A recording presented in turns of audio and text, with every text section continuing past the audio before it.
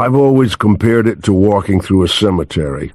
You can sense and sometimes visualize the ghosts of the crew who lived on board and died without anyone to record their passing. The currents, the gloomy visibility, the silence broken only by the hiss of your air regulator, all add to the eeriness. When I ask most fiction writers what interest they have besides writing, they look at me like my head is lopsided. Their lives are entwined around what comes out of their word processors. Feeding my readers adventure tales based around a devil-may-care character by the name of Dirk Pitt is only one chapter of my existence. I'm addicted to the challenge of the search. Whether it's for lost shipwrecks, airplanes, steam locomotives, or people. There is a piece of me in Dirk Pitt and a slice of him in me. We're both about 6'3".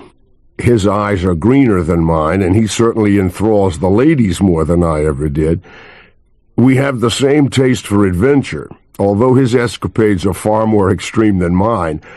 I never raised the Titanic, for example, nor have I saved the life of the president, or found a great hoard of Inca gold at the end of an underground river. I have, however, attempted some crazy things, besides tramping through humid backcountry looking for old cannons, or being tossed around in a small boat during a force-8 storm while searching for a sunken submarine. Like riding a bicycle over the Rocky Mountains and through the deserts to California when I turned 50, taking the stick of a glider at 55, and bungee jumping at 60. I'm thinking of skydiving on my 65th. How did this attempt to mirror fantasy with life begin? Perhaps you remember me. I was the kid in your high school algebra class who stared out the window while the teacher lectured describing ship-to-ship battles that included the ironclads of the Civil War. I did all the crazy things kids did in the leisurely days before television, like riding my bicycle down a hill and off a small cliff into the tree branches below, or building a makeshift raft and sailing down a rushing stream during a rainstorm. Amazingly, I never broke a bone until I passed the age of 50. I learned early that adventure can come cheap. In college, I had a close friend named Felix Dupuis.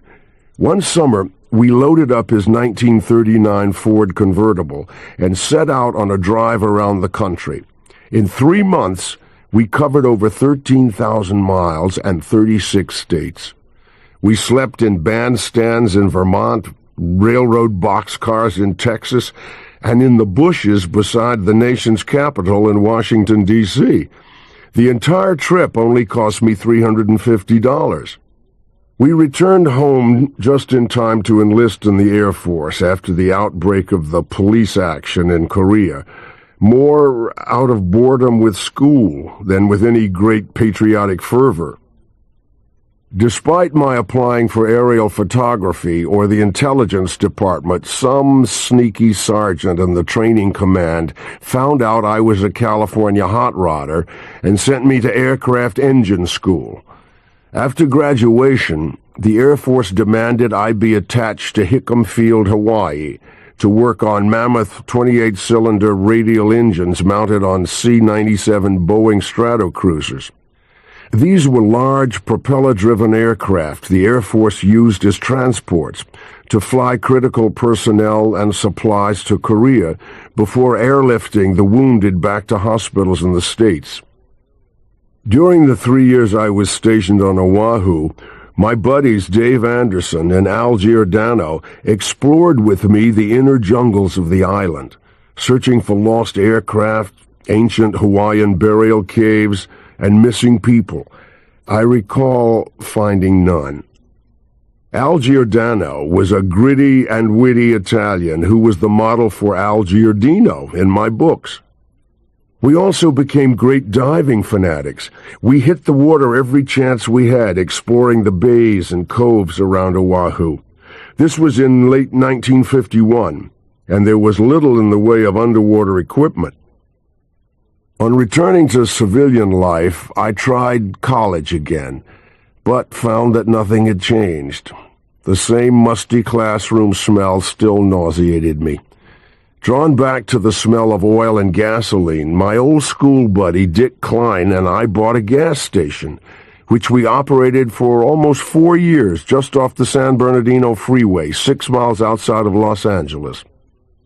I finally became a certified diver after quitting a highfalutin advertising job in Hollywood to a small chain of dive shops in Orange County. There was a method to my madness because I had decided to write sea stories. And what better place to launch my career as a writer than from behind the counter of a dive shop? When business slowed in mid-afternoon, I sat at a card table in the back of the store and on a portable typewriter wrote a book called The Mediterranean Caper. After making up my mind that I had at last found my niche in life and signing with a New York literary agent, I sadly left the dive shops to pursue my new career as a writer. Suddenly, and quite unexpectedly, with the success of Raise the Titanic, I now had the time and funds to search for lost shipwrecks. In December of 1977, I read in one of the books written by Peter Throckmorton, Dean of American Marine Archaeology, that a gentleman in England, Sidney Wignall, was following up leads to John Paul Jones's famous revolutionary ship, the Bonhomme Richard, which sank after an epic battle off Flamborough Head in the North Sea. My British publishers tracked down Wignall, and I called him. A peppery Welshman, he assumed that I was some kind of deranged con man when I offered out of the blue to fund an expedition to locate the Richard. Sidney had previously discovered a Spanish Armada galleon and searched for Sir Francis Drake's lead coffin off Portobello in Panama. He was a top-notch historian, but organizational capabilities were an enigma to him. The expedition veered 2 degrees beyond a fiasco. Tons of unnecessary equipment, including a decompression chamber, were loaded aboard an old World War II British minesweeper used for geological surveying as the Shagnasty Barn Door and Oil Company. The Flying Dutchman sailed in a better ship than this one. The boat was called the Celtic Lord. Celtic, with a K. And there was one crewman who, for some inexplicable reason, has never left my mind. His name was Gonzo. I remember the name because it was tattooed on his forehead. Anyway, everyone assembled in Bridlington, England, a blue-collar Las Vegas, during August of 1978. Several divers from the University of Wales showed up to participate. My son-in-law and daughter, Bob and Terry Toft, had also arrived early to work with Sidney Wignall, assembling the gear and gluing together an old boat that was to be used to ferry the search team and supplies between the Celtic Lord and shore. And among others, my wife Barbara, younger daughter Dana, and son Dirk also joined the expedition. I found it comforting to have friendly shoulders to cry on as the project began to unravel. The opening day of the search didn't get underway until almost 11 o'clock in the morning.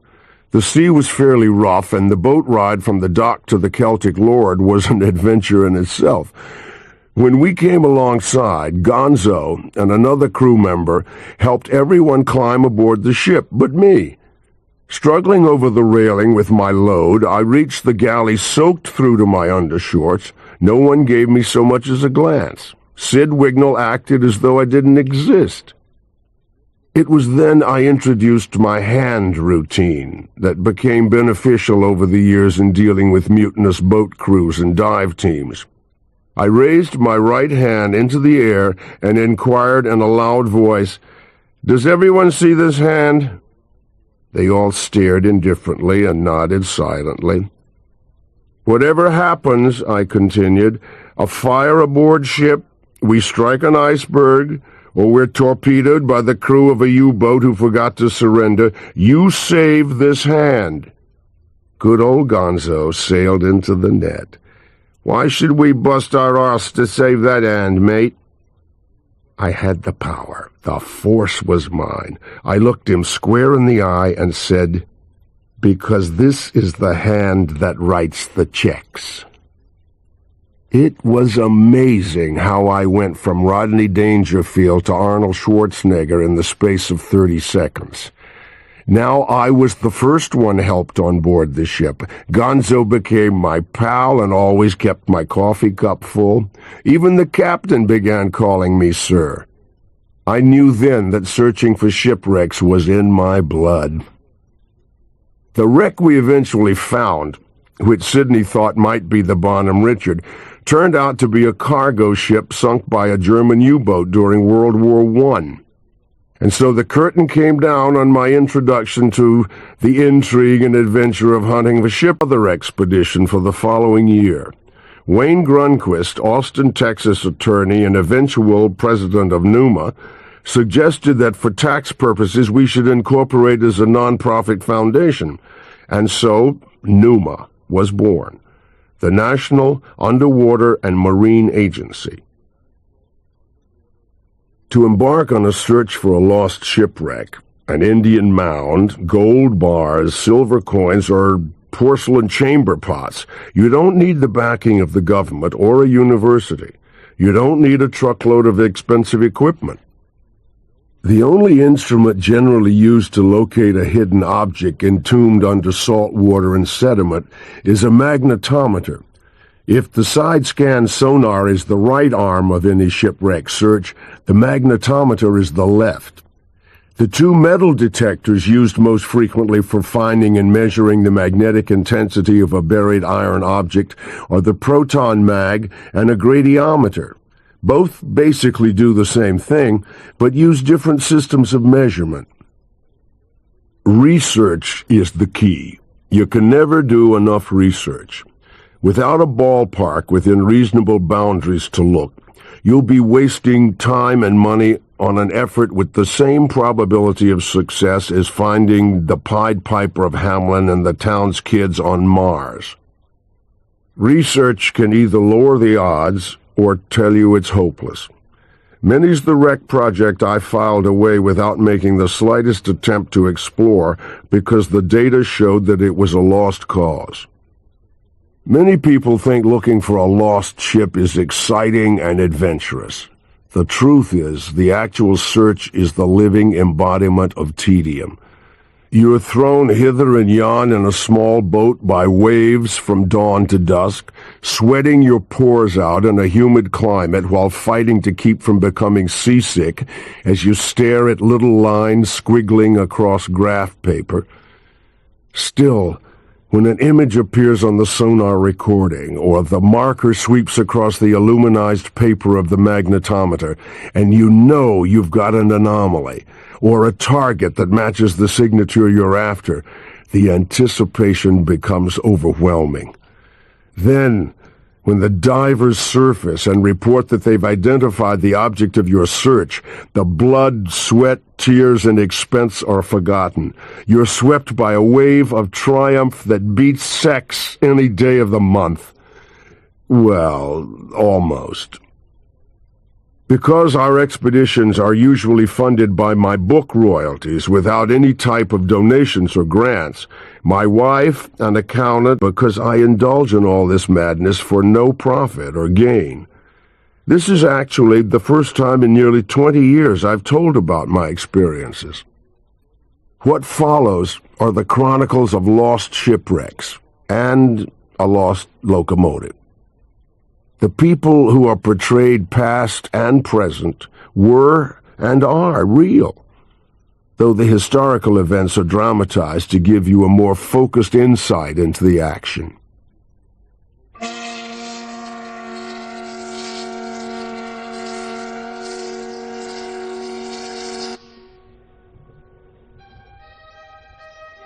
The steamboat Lexington, Monday, January 13th, 1840.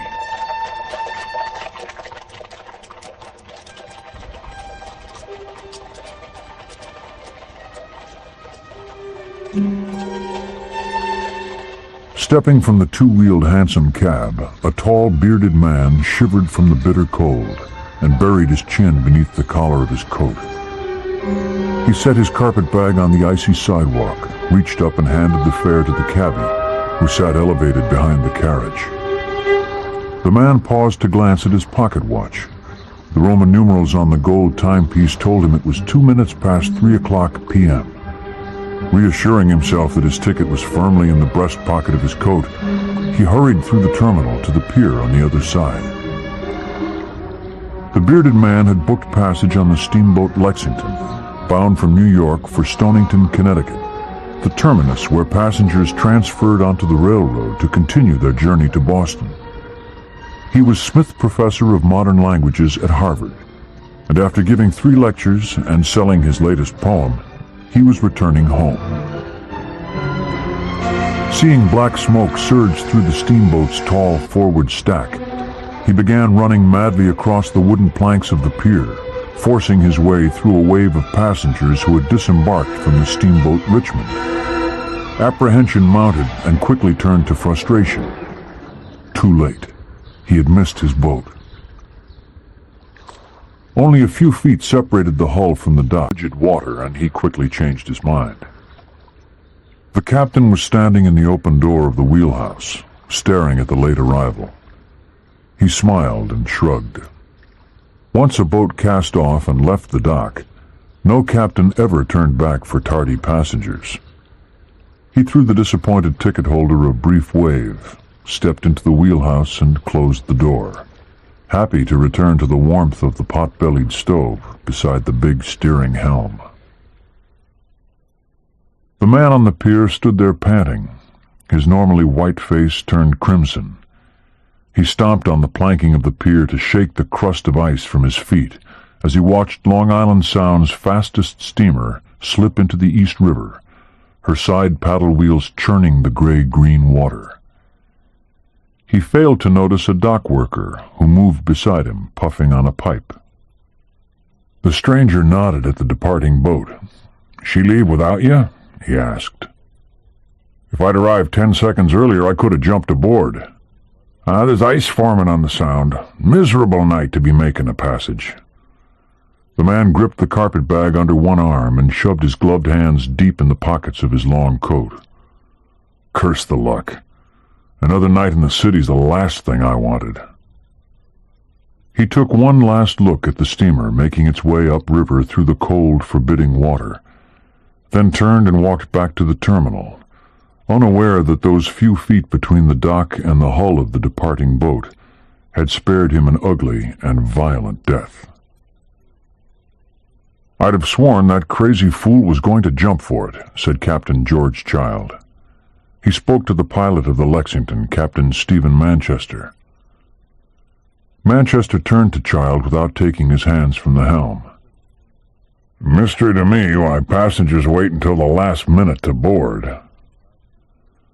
Child stepped to the front of the wheelhouse and peered at a thermometer that was mounted on the exterior window frame. "Barely 4 degrees above zero. She'll hit a good 5 degrees below before this night is over." Manchester nodded. "We'll see ice before we dock in Stonington." Child pulled a cigar from his coat pocket and lit it. "The old Lex is the strongest boat on the Sound. She'll see us through."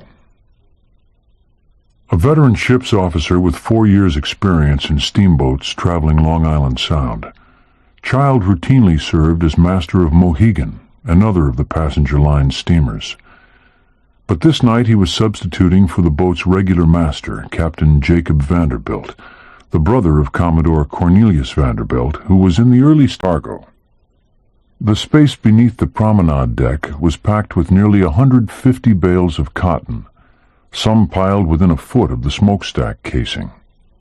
For some strange reason, Child failed to be concerned about the heavy concentration of inflammable cotton stacked so close to the casing, that had caught fire only a few days before. The rest of the cargo, in wooden crates, was stowed around the shields surrounding the engine. Satisfied the cargo was tied down properly, he stepped to a hatch and dropped down the ladder into the center section of the boat where the engine and boilers were mounted. The Lexington had one of the most efficient steam engines of her day, built by the West Point Foundry. This was a vertical beam engine, commonly called a walking beam, activated by a 48-inch diameter steam cylinder with an 11-foot stroke. When a full head of steam approached the red line on her pressure gauges, she cut the water at close to 25 miles an hour, faster than most Confederate blockade runners 2 decades later. The boat's chief engineer was examining the quivering needles on the dials of his brass steam gauges when Child tapped him on the shoulder. "Soon as we pass Sands Point, pour on the coal. I want a fast run." The engineer paused to spit a stream of tobacco juice into the bilge. "Through by daylight. That's our motto, Captain." Child enjoyed the warmth near the boilers for a minute or two longer, before climbing back up the ladder and making his way to the captain's cabin to wash up for dinner with the passengers. Manchester turned the wheel over to his helmsman. He wiped the glass which had begun to mist from the inside and peered at the beacon on King's Point. 3 degrees to port, he said. Manchester picked up a shoreline. There was no apprehension as he stared over the blackening water. Now that they were in the open Sound, the trickiest part of the voyage was over, and he began to breathe a little easier. He felt safe on the Lexington. She was a stout boat, fast and ruggedly built for heavy weather. Her keel had been laid by the shipyard of Bishop and Simonson of New York on a warm Monday in September of 1834.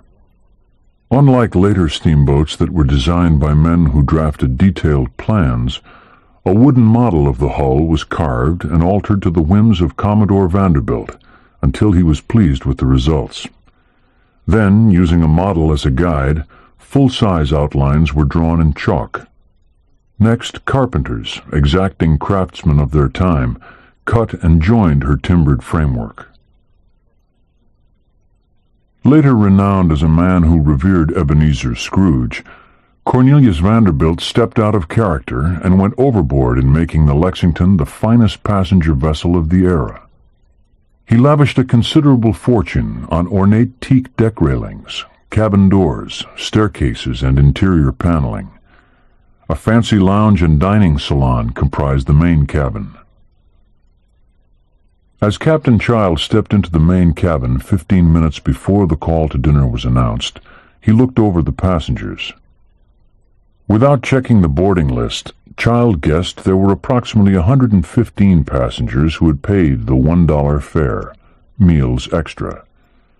Deck passage was 50 cents, but there were no takers tonight. Counting his crew of 34, there were almost 150 men, women, and children on board the Lexington for the run to Stonington. Several card players were seated at the tables, quietly engrossed in their game. 2 well-known Boston comedy actors, Charles Eberly and Henry J. Finn, kept the conversation lively as the cards were dealt. Peter McKenna, a businessman from New York, won the first pot. Mothers and fathers gathered on the sofas and entertained their young children with stories and with toys purchased in the city. A party of merchants stood around the stoves discussing business and debating politics. The lounge was heavily attended this trip by sea captains who had made port after months at sea and were traveling to their own firesides and their cherished loved ones. They took turns swapping sea tales with each other. A notable passenger was Adolphus Harnden of Harnden's Express, who was transporting $20,000 in silver coin and $50,000 in banknotes for the Merchants' Bank. Dinner was served at 6 p.m., and passengers were served a choice between mutton with boiled tomatoes and baked flounder in a wine sauce with rice.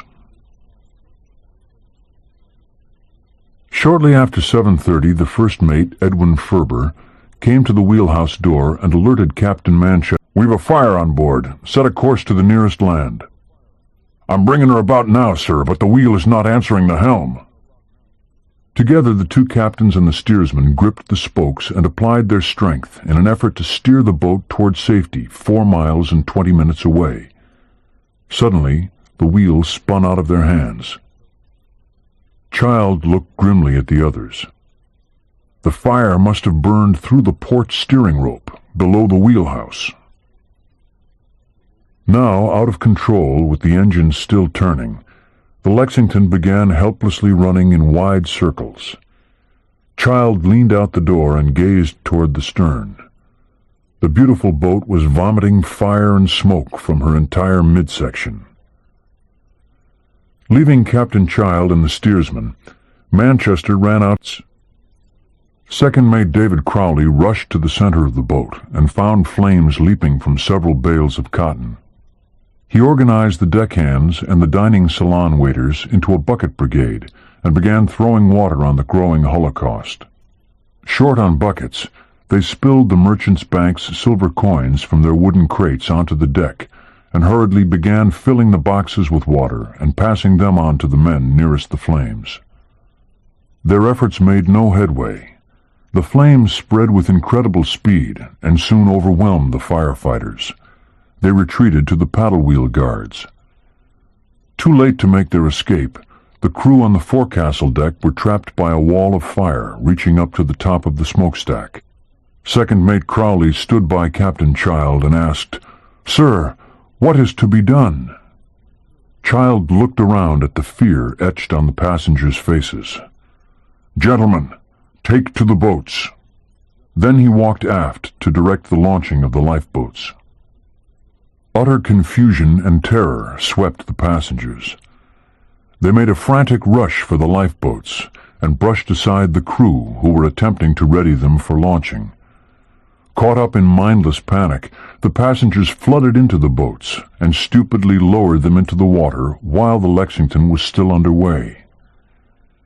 Dangerously overfilling the boats, the passengers dropped them into the black water that was still swirling past, agitated by the thrashing paddle wheels. The boats, along with their helpless occupants, were immediately swamped and swept into the night. The remaining passengers were left to fend for themselves, and none of them knew which way to turn. Few jumped into the water. Drowning was nearly as unthinkable as being incinerated. Captain Hillard, one of the sea captains who was traveling home that night, rounded up a few deckhands and a small band of passengers and directed them to throw overboard any cotton bales that had not caught fire. After a dozen were heaved over the side, Captain Hillard and stoker Benjamin Cox climbed down and positioned themselves astride a bale, each facing the other. Their combined weight settled the cotton bale until only 1/3 of it was above the surface of the water. The wind was fresh, and the current carried them away from the boat at a speed of a knot and a half. As Hillard drifted around the stern, by the light of the fire, it was 8 p.m. An immense billowing cloud of black smoke was reaching hundreds of feet into the sky, blocking out the stars. The main deck had fallen in, and the only parts of the boat the flames had yet to devour were the stern and the bows forward of the capstan. 10 people still stood on the stern, while 30 more milled around the forecastle, including Captain Manchester. A dazed Adolphus Harnden asked the captain, "Shouldn't we jump or something?" "To do so would be to perish. It's every man for himself." Manchester turned away and lowered himself over the side onto a raft of debris. There were 2 or 3 other men on it already, and his added weight sank it under the water. He grabbed a piece of the railing that was underwater and used it to pull himself onto a bale of cotton that was floating nearby.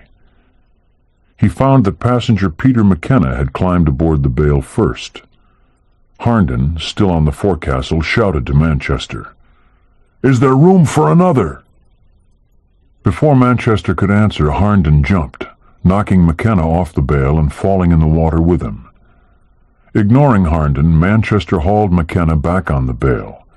Then he found a length of board that was floating past and began paddling away from the blazing boat.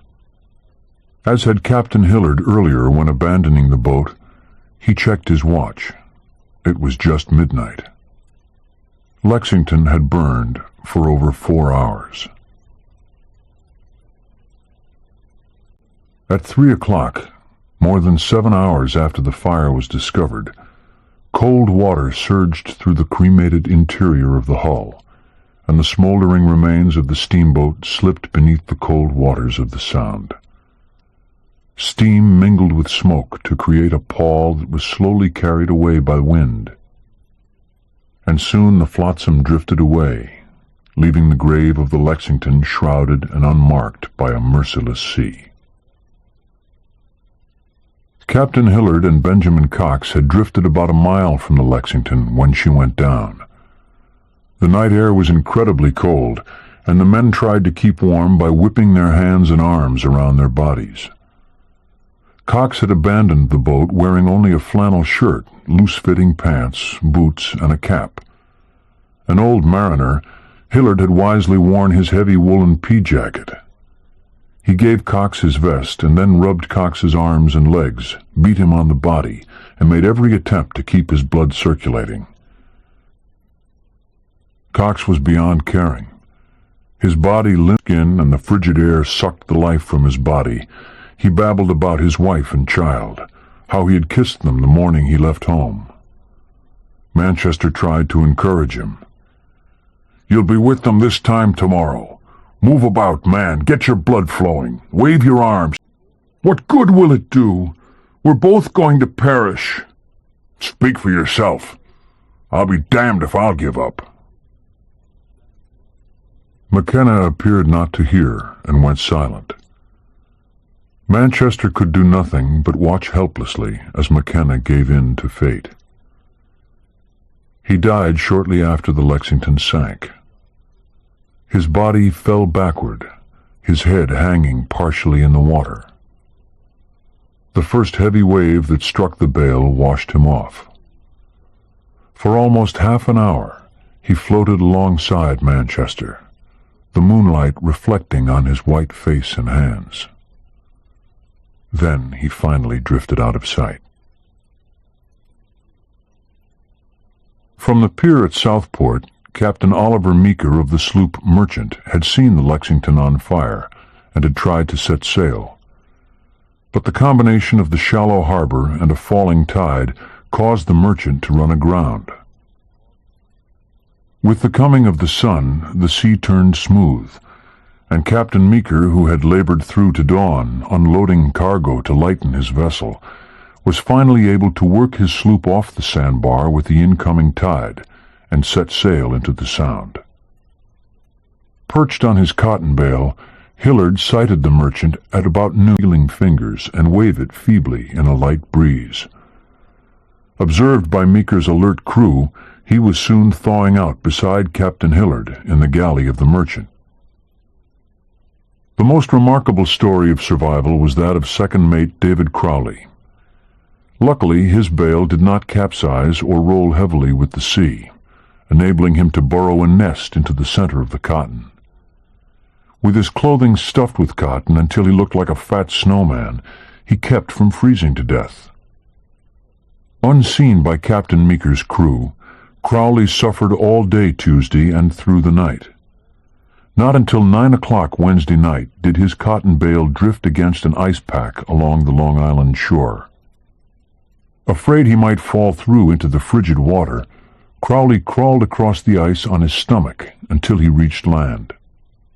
Then he stumbled nearly a mile to a house and rapped down the door with the last of his strength. The residents, Matthias and Mary Hutchinson, thought they were looking at a bloated dead body, dressed only in bulging light pants and a shirt with a bared head. They were astounded when the warmth of the house and their vigorous massage of his limbs brought Crowley back to life. He had suffered 48 hours of freezing cold on his floating cotton raft, and had drifted over 50 miles. Shortly after his miraculous survival, the owners of the cotton on board the Lexington presented second mate Crowley with the same bale that had carried him to land. He had it transported to his home in Providence, Rhode Island, where he kept it standing in his living room for many years. When the price of cotton skyrocketed during the Civil War, Crowley sold his bale for charity. From it sprang the famous Lexington brand of cotton cloth. There was another intriguing sequel to the burning of the Lexington. The man that arrived late on the dock, and who wisely decided not to make an attempt to jump onto the Lexington, read of the disaster in the extra edition of a newspaper late the next morning. He could not believe his luck. He folded the newspaper, set it aside, and asked the waiter for a sheet of the hotel's stationery and an envelope. He began writing his wife and father to inform them that their husband and son, Henry Wadsworth Longfellow, was still alive and well. The casing around the smokestack ignited a fire that was communicated to the cotton bales stacked around it. Yet no one was indicted, convicted, paid a fine, or lost a license. All that remained were hearts overwhelmed with grief, and nearly 300 fatherless and motherless children. For all but 7 of the dead, there would be no tomb. On September 30th, 1842, this item appeared in a weekly paper, The Long Islander, in Huntington, New York. Quote, "The Lexington. The wreck of this ill-fated vessel has been raised to the surface of the water, but, one of the chains breaking, she again sank in 130 feet of water. The attempt is again in progress. The $800 recovered from her were not in bills, as before stated, but in a lump of silver weighing 30 pounds, the box having been emptied on the deck to be used as a bucket for throwing water on the flames." Enter NUMA, the National Underwater and Marine Agency, in April of 1983. I can't remember what initially sparked my interest in the Lexington. I believe it might have been an afterthought I've come to rely on when looking for a particular shipwreck is to research other ships that went down in the same general area. Should my primary target prove too elusive or impossible to find within my time schedule, I can hunt for a second or third wreck. Unable to find a solid magnetic signature of the Savannah, I decided to give her a rain check, and I moved the search crew across Long Island into the Sound for an attempt at discovering the steamboat Lexington, lost for nearly 150 years. Bob Fleming, a nationally respected Washington, D.C. researcher and shipwreck scholar who works with me on a regular basis, put me onto the track of the ill-starred steamboat. Fleming sent me the story behind the tragedy. Cursed with a vivid imagination, I could almost hear the cries of the Lexington's victims begging for someone to find their tomb. Margaret Dubitsky, a Long Island schoolteacher who worked long and hard in compiling a remarkable research package from New York state and local archives, found references to the steamboat being raised. One vague report claimed it was brought to the surface and towed away, suggesting it no longer lay at the bottom of the Sound. Raising a 200-foot vessel from 130 feet of water is a feat rarely, if ever, attempted today. Difficulties with weather, unpredictable seas, the heavy lifting equipment involved, and the expense can be enormous. Having the technology in 1842 to accomplish such an undertaking seems incredible. Hard hat diving was in its infancy. Decompression tables were unknown. And then there had to be a barge and a crane with the capacity to lift a 488-ton vessel to the surface. But everyone, it seemed, claimed that because she couldn't be found, she must no longer exist. Shoving all pessimistic thoughts aside, I felt strongly that it was conceivable the Lexington might still rest in the murky depths, forgotten and untouched for almost a century and a half. So I forged ahead and formed an expedition to search for the wreckage. I began analyzing the historical material. Where exactly was the Lexington when she found coordinates? Nor did they estimate their position by the stars or dead reckoning. They used visual sightings. Logbooks from ships sailing the Sound simply contained entries stating that Oak Neck Point was abeam at 9:35 p.m. Few other details on position were given. The Lexington left few clues. Of all the sightings from witnesses on shore, I placed my faith in the old field lighthouse keeper, who reported seeing the flames die about 4 miles slightly to the west. Figuring that he was a good judge of distance across water, I laid out an initial grid of 4 square miles in his approximate area, and the search was on. The first attempt was spent primarily in studying the area, bottom conditions, run of the tide, and underwater visibility. Captain Tony Bresna, with his boat the day off, anchored us over a sunken barge, and we made a test dive into the Sound. 1 to 2 feet of visibility was not unexpected, much stronger than estimated. We figured close to 4 knots. And all divers were holding onto the anchor chain while stretched horizontal like flags in a windstorm. We also discovered that half our search grid passed under the path of the Bridgeport-Port Jefferson ferry that ran between the mainland and Long Island during the summers. In continuous operation since 1874, it provided an excellent reason why fishermen didn't fish and divers didn't dive in the neighborhood and maybe happen upon a shipwreck. For the second attempt, we assembled a first-rate crew. The Mikado III, captained by Mike Arnell, an experienced dive master, was chartered. Equipment included a Schoenstatt gradiometer to detect the presence of iron, a Klein & Associates side-scan sonar to record objects protruding from the sea bottom, and a Loran navigation unit, now made obsolete by newer global positioning systems utilizing satellites. For once, the tedium of running search lanes did not cause uncontrolled yawning. Our sonar technician announced not 1, but 3 solid targets the first hour into the search. Subsequent runs over the targets suggested 1 large vessel broken into 3 sections. In one sonar recording, the engine's walking beam and a large section of the guard from a paddle wheel could be detected.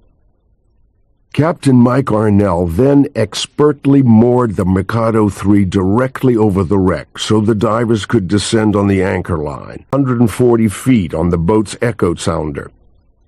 Using a safety line, we made narrow sweeps of the central section of the wreckage. With the divers restricted to only 10 minutes of bottom time, major exploration was severely limited. The divers brought up a few bolts and pieces of charred wood. They reported seeing one of the paddle wheels and more charred timbers, and described the hull construction as looking like an egg crate, verifying Lexington's unusual box frame. It is a pity you cannot stand on the sandy bottom, step back, and view the wreckage in its entirety. The length of the burned and broken hull, the great paddle wheels, the walking beams of the engines, they are more imagined than seen.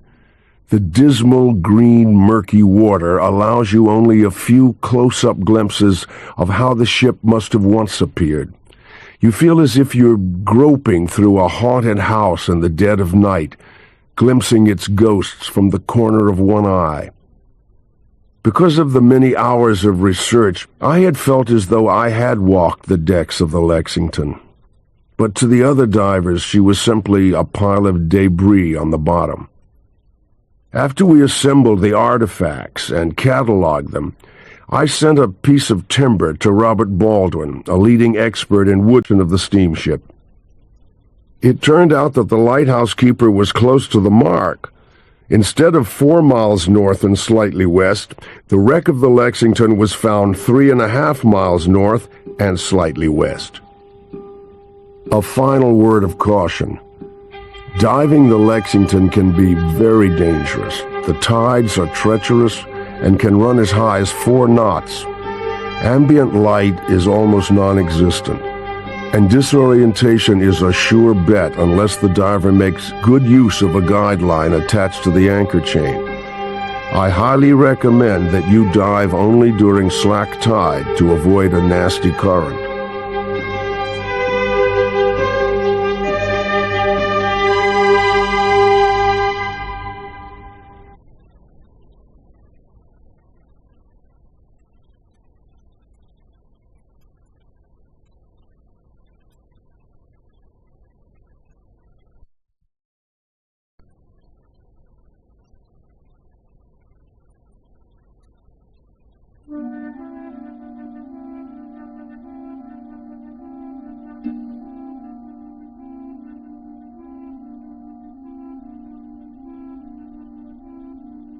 The Confederate submarine Hunley, February 1864. A sand crab scurried along the beach and darted into a hole. Lieutenant George Dixon of the Confederate States glanced at the crab briefly, at the sea at a ship that rose and dropped on the late afternoon swells. From 4.5 miles away, the vessel seemed like a small dark toy, rocking against a curtain of Wedgwood blue. The sails on her yards were furled, and a wisp of smoke curled from her stack, indicating that her furnaces were being kept stoked and fired, so she could move quickly should her lookouts spot a blockade runner trying to sneak into Charleston Harbor. "What ship do you make her out to be, sir?" "The Housatonic, a spanking brand new Yankee sloop of war, fresh out of a Union shipyard. A fast ship, equal or superior to any commerce runner I know." "Not for long, sir." Dixon smiled and nodded. "God willing, tonight's the night."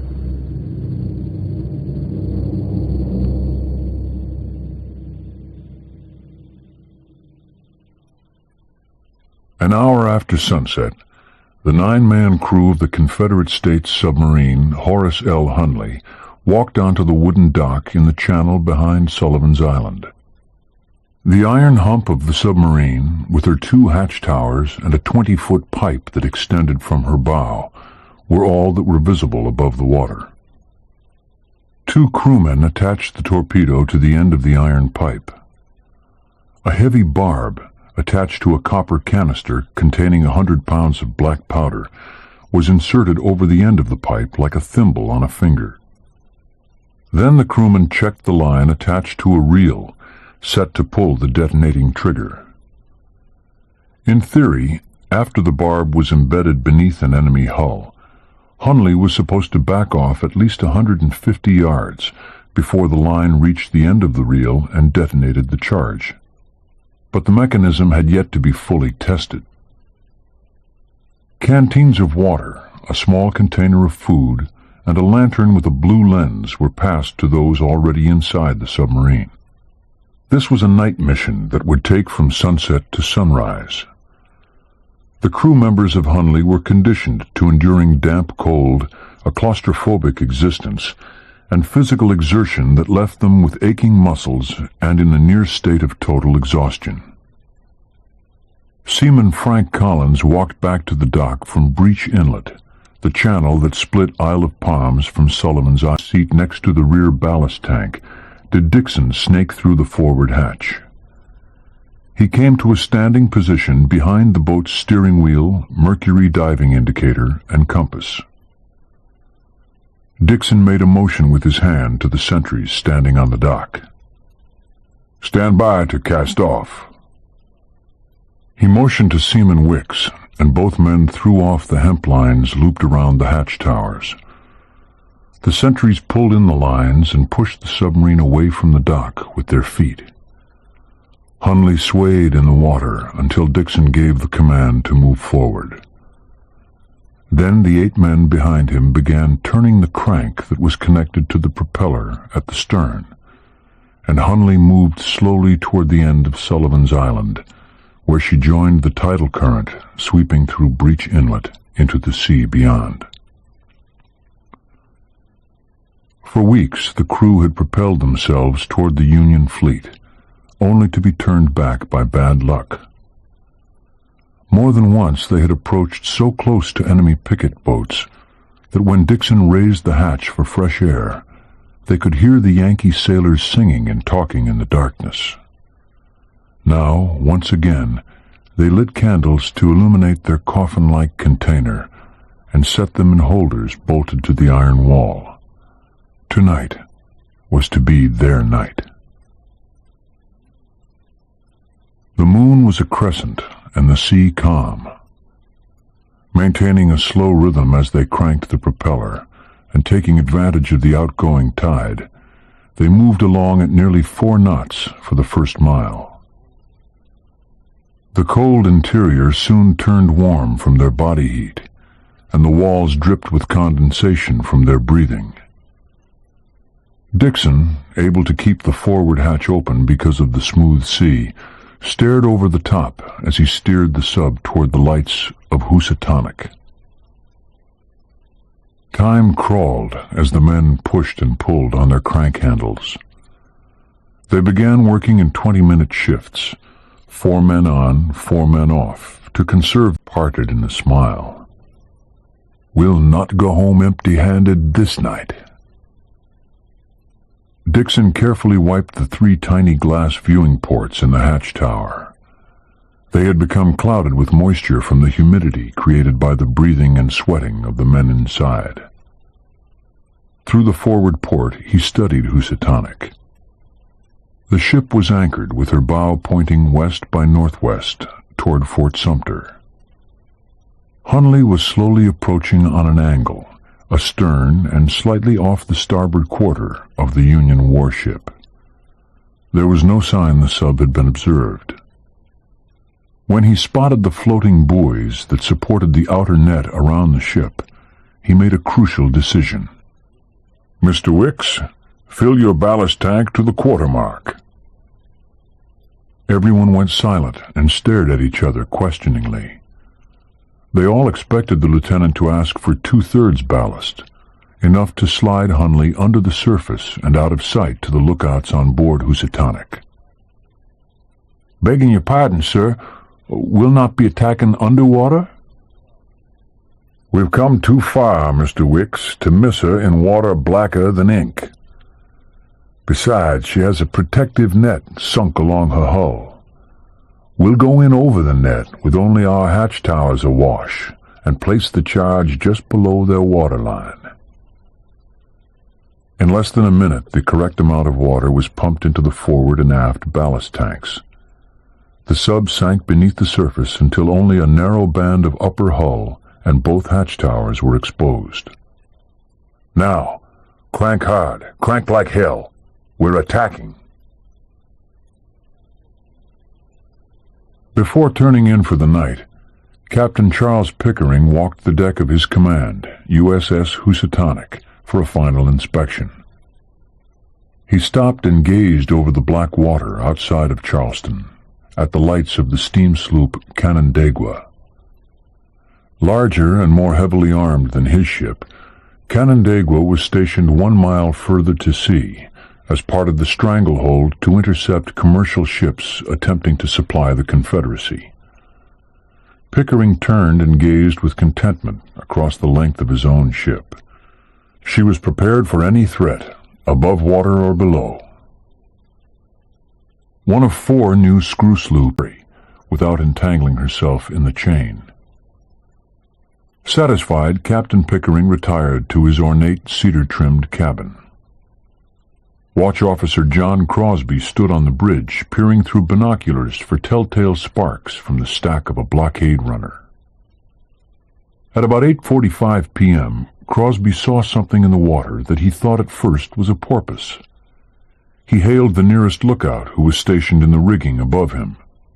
"Do you see anything in the water about 100 yards off the starboard quarter?" "No, sir. Only a small ripple on the water." "Look again. I see something coming toward us very fast."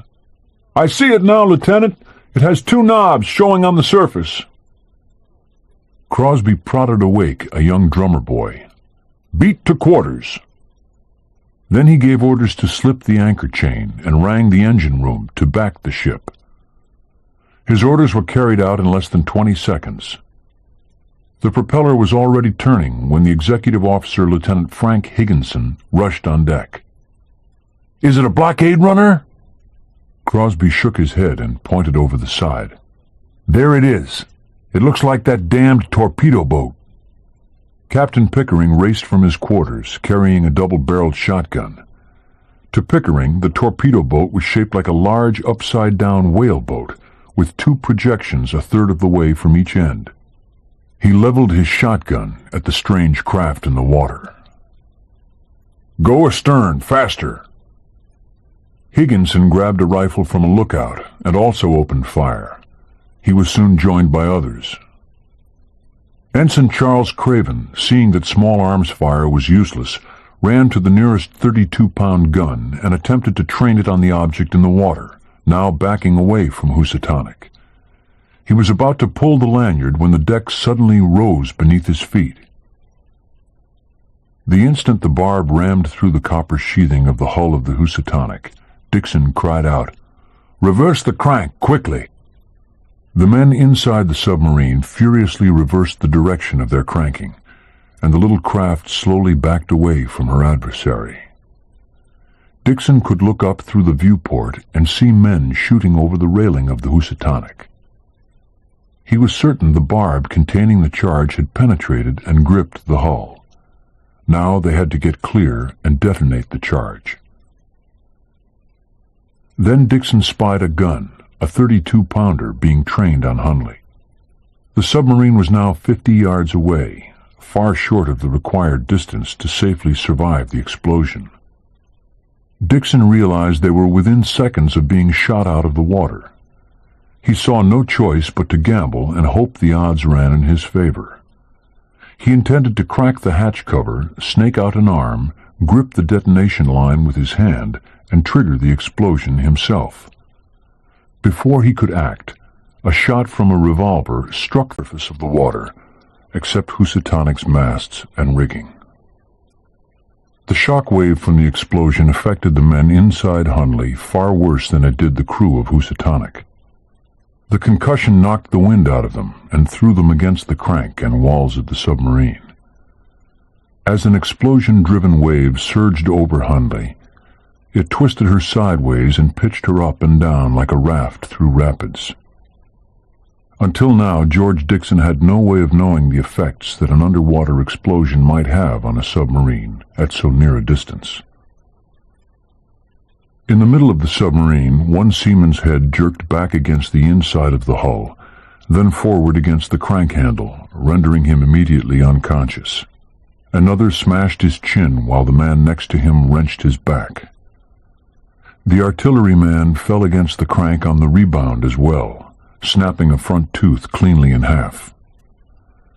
There was no panic or chaos inside the submarine. Most simply sat in a state of shock before the triumph of their feat began to sink in. Dixon shook the cobwebs from his dazed mind and peered through a viewport. Already the tide had carried Hunley another 50 yards to the southeast, away from the sinking ship, and he could see that Housatonic was settling fast. "What happened, Lieutenant? Do we get her?" Wicks asked. "Take a look through the rear viewports. We sank the damn Yankee." The tension was suddenly released. After incredible adversity, they had put their lives on the line and won. Hunley had vindicated herself. She had finally accomplished what she had been designed to do. Dixon was still cautious. "We're not out of the woods yet. Take up the crank. I want to put another 300 yards between us and Housatonic before the Union fleet is alerted to her sinking." The crew propelled the craft as if their pain and fatigue did not exist. Dixon spun the wheel and steered a course eastward a quarter of a mile before he turned the bow toward Breach Inlet. Once he felt they were a safe distance away, he ordered his crew to stop. At 9:20 p.m., a lifeboat pulled alongside the Union warship Canandaigua. Captain Joseph Green immediately made his way to the railing. "What boat are you?"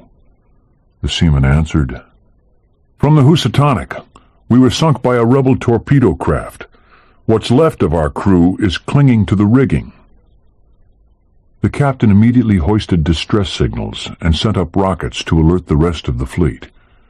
Then Canandaigua slipped her anchor chain and came directly to Housatonic's assistance. They arrived at the sunken ship at 9:35 p.m., lowered their boats, and began picking up the men clinging to the rigging. None of the officers and crew of Canandaigua reported anything unusual or out of the ordinary during their run to rescue the survivors of Housatonic. Too late, Dixon felt a vibration in the water through the iron sides of Hunley. Too late, he discovered the lights of the ship coming to rescue Housatonic's survivors. The bow of the Union warship looming up in the dark. The shock of the impact rolled Hunley over on her side and pushed her deep into the sea.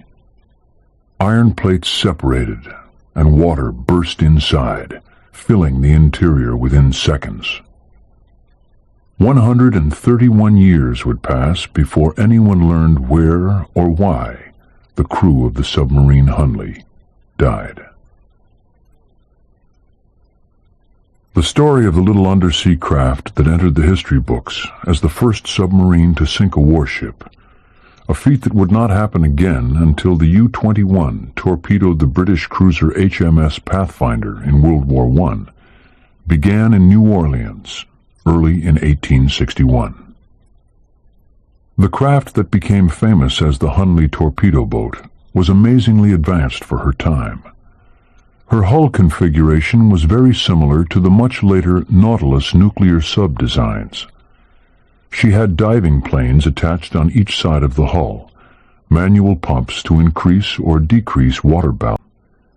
Electrical battery power and diesel engines were far over the horizon. She had to rely on 8 strong men to turn the crank that rotated her propeller. General Pierre Beauregard, commanding the Charleston, South Carolina defenses, requested the submarine be transported to his district to eliminate the Union fleet blockading the harbor. Horace Hunley, one of the financial backers, and his co-builders jumped at the opportunity. Hunley was commandeered in the name of the Confederacy, and a crew of Navy men under the command of Lieutenant John Payne came aboard to try their luck. They drew a losing hand.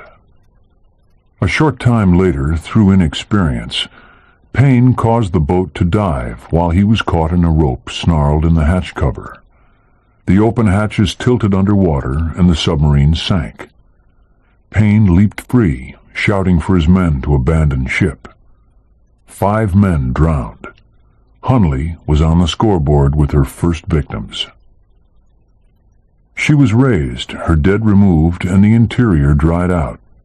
Horace Hunley volunteered the services of the team who created her, including Thomas Parks, in whose shop the craft had been constructed, and Lieutenant George Dixon.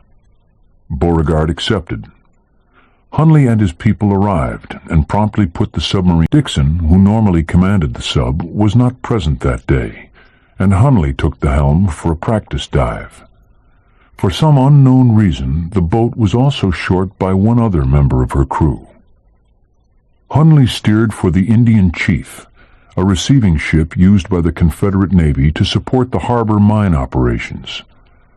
The sub's commander had 2 options for underwater running. He could flood the ballast tanks until the hatch towers were barely above water, and then take her down by tilting the diving planes, thereby controlling the angle for desired depth. His second choice, and the easier for his human propulsion system, was to flood the tanks until he achieved neutral buoyancy at the correct depth, the same basic method used on all modern submarines. When Hunley was ready to come up, he and Thomas Parks pumped the water ballast from the tanks in unison, and the sub rose to the surface, providing all went smoothly. But this day, something went terribly wrong. It was another case of human error. Hunley had miscalculated his angle of descent and allowed the forward ballast tank to overflow. The sub lost trim and rammed its nose deep into the bottom mud. Now one of the engineering defects came into play. The bulkheads for the ballast tanks did not extend to the top of the hull roof, and the forward tank began to overflow, the water pouring into the main compartment. In a last-ditch attempt to save themselves, the men made an effort to escape through the hatches and swim to the surface. The covers would not budge, sealed tight by the water pressure. When the bodies were recovered, most still clutched candles in their hands. The score was now Hunley 13, the Confederacy nothing. Despite his reservations, Beauregard ordered the Hunley to be salvaged. The sub was propped on a wharf until he could figure out what to do with her. The majority of those who voiced criticism demanded that now her crew was recovered, she should be dumped back on the bottom and left there. Beauregard called a halt to any further underwater operations. There were only two who argued with his decision, Lieutenants George Dixon and William Alexander. Both refused to accept defeat. Together they persuaded a reluctant Beauregard that it was a terrible waste to forget the heroic efforts of the dead and ignore the potential threat of the submarine to the blockading Union fleet. Less than enthusiastic, Beauregard finally relented and gave in, but only on the condition that any attacks on the enemy be made with the sub afloat, not submerged. The two with the incoming tide. Beauregard was most impressed with the performance, and ordered that the submarine and her crew be given whatever assistance the Army and Navy could provide. With renewed support, Dixon took the craft out whenever weather permitted, taking ever greater risks in futile attempts to reach their targets. Dixon carried on until he was lost that fateful night of February 17th, 1864. There are unlucky ships, and there are unlucky ships, but the Confederate submarine Hunley has to hold some kind of record. 3 times she sank, 2 times she was raised. Over 20 men died within her iron walls. 9 still lie entombed there. For someone like me, addicted to the mysteries of the sea, Hunley cast a spell that I found about as irresistible as a starving cat staring at an overweight rodent exercising on a treadmill. Through the decades, after she triumphed and vanished into oblivion, many tried to find the little sub that could, and all failed. Claims were made of discovery, but none were substantiated. All that was known for certain was that she was never seen again. Theories of concussion and drift out to sea unconscious or dead before the sub sank. Could the blast have loosened her plates and rivets, causing her to sink before completing the return voyage to Breach Inlet? Here was a mystery with 1,000 clues, but no conclusive leads. I never accepted her fate as united with Housatonic. The post-Civil War salvor, Benjamin Malafert, was no slouch. He extensively salvaged the Union sloop of war and emphatically wrote in his diaries that he found no trace of Hunley. Lieutenant Churchill and the salvaged schooner G.W. Blunt dragged the bottom 500 yards around the Housatonic, finding nothing of the torpedo boat. After the war, diver Angus Smith and his brother searched 5 acres around the wreck, hoping to cash in on P.T. Barnum's $100,000 reward for the famous sub. In a letter dated 1876, Smith said that he had sat on the fish torpedo boat that was lying alongside the Housatonic and could raise her at any time. But, like so many who followed with their claims of discovery, Smith never produced a shred of evidence. In 1908, diver William Verdon was awarded a contract by the Army Corps of Engineers to lower the wreck of the Housatonic, because it had become a menace to navigation. After raising 4 tons of old iron and blasting the remains of Housatonic to smithereens, he received $3,240 and stated that he saw no signs of the submarine. Resting in the archives at Suitland, Maryland, and unopened for 120 years, the testimony by Housatonic crewmen reported that the torpedo boat had pulled back close to 50 yards before the explosion. One of the ships climbed to the rigging ahead of the rising water. Under further questioning, he stated, when the Canandaigua got astern and was lying athwart of the Housatonic, about 4 ship lengths off, while I was in the fore rigging, I saw a blue light on the water just ahead of the Canandaigua and on the starboard quarter of the Housatonic. This was enough for me to believe the Hunley had left the site of the sinking.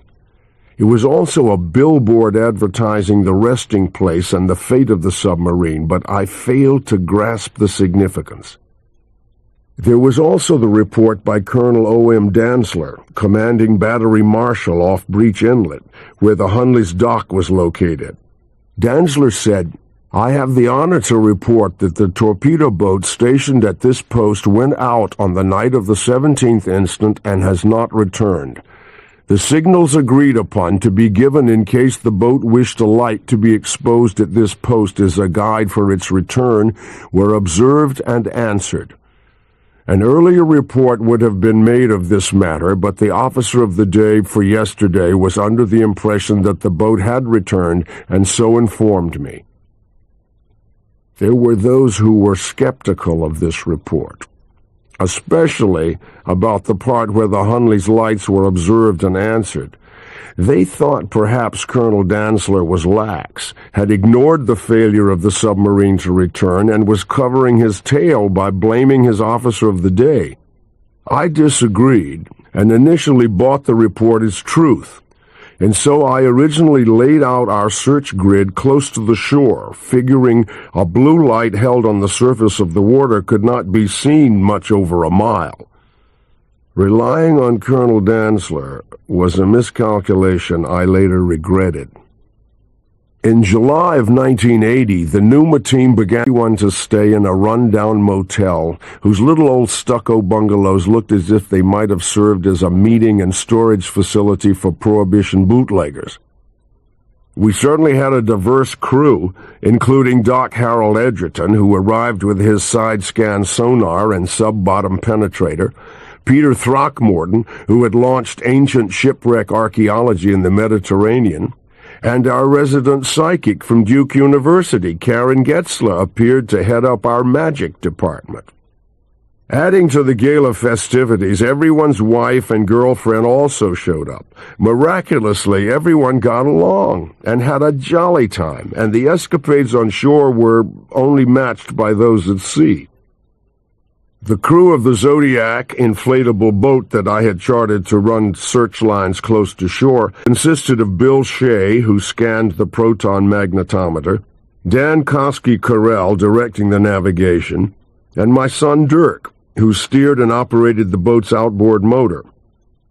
In those years, the most accurate navigation system for running tight 30-meter lanes was the Motorola Mini Ranger. We found that rather than mounting the equipment in an already crowded boat, it was more efficient to direct the search from a van on shore via radio. Each morning, the search team would proceed through Breach Inlet, the same channel used by Hunley 120 years previous, and then take up a base position as instructed by the Mini Ranger operators. While the Zodiac searched for Hunley along the shore, working out toward the open sea, our second boat surveyed the site of Housatonic. Probes pretty well established the outline of the remaining hull and one boiler. There was no indication of the submarine. No cartoon series could have done this part of the expedition justice. The other boat was an old, dilapidated 27-foot cabin cruiser called the Coastal Explorer, long past its prime. Though she broke down every afternoon like clockwork, repairs were made and she somehow always brought us home. The boat was owned and captained by a truly nice guy whose name was Robert Johnson. We affectionately referred to him as Skipper Bob. His two crewmen, who were students at the famous Charleston Citadel, were a pair of real characters. We called them Heckle and Jekyll. What they lacked in finesse, they more than made up with humor. One day, the sea was a bit choppy and the door to the cabin kept swinging open and then banging shut. The latch was either non-existent or broken. Skipper Bob gave the order, "Fix that damn door!" Heckle and Jekyll sprang into action. As Doc Edgerton and I watched in fascination, Heckle grabbed a huge sledgehammer as Jekyll snatched a nail the size of a railroad spike. Then, in one deft motion, they drove the spike through the bottom door. Skipper Bob nodded with satisfaction, seemingly immune to the damage to his boat. The Coastal Explorer follies continued without let-up.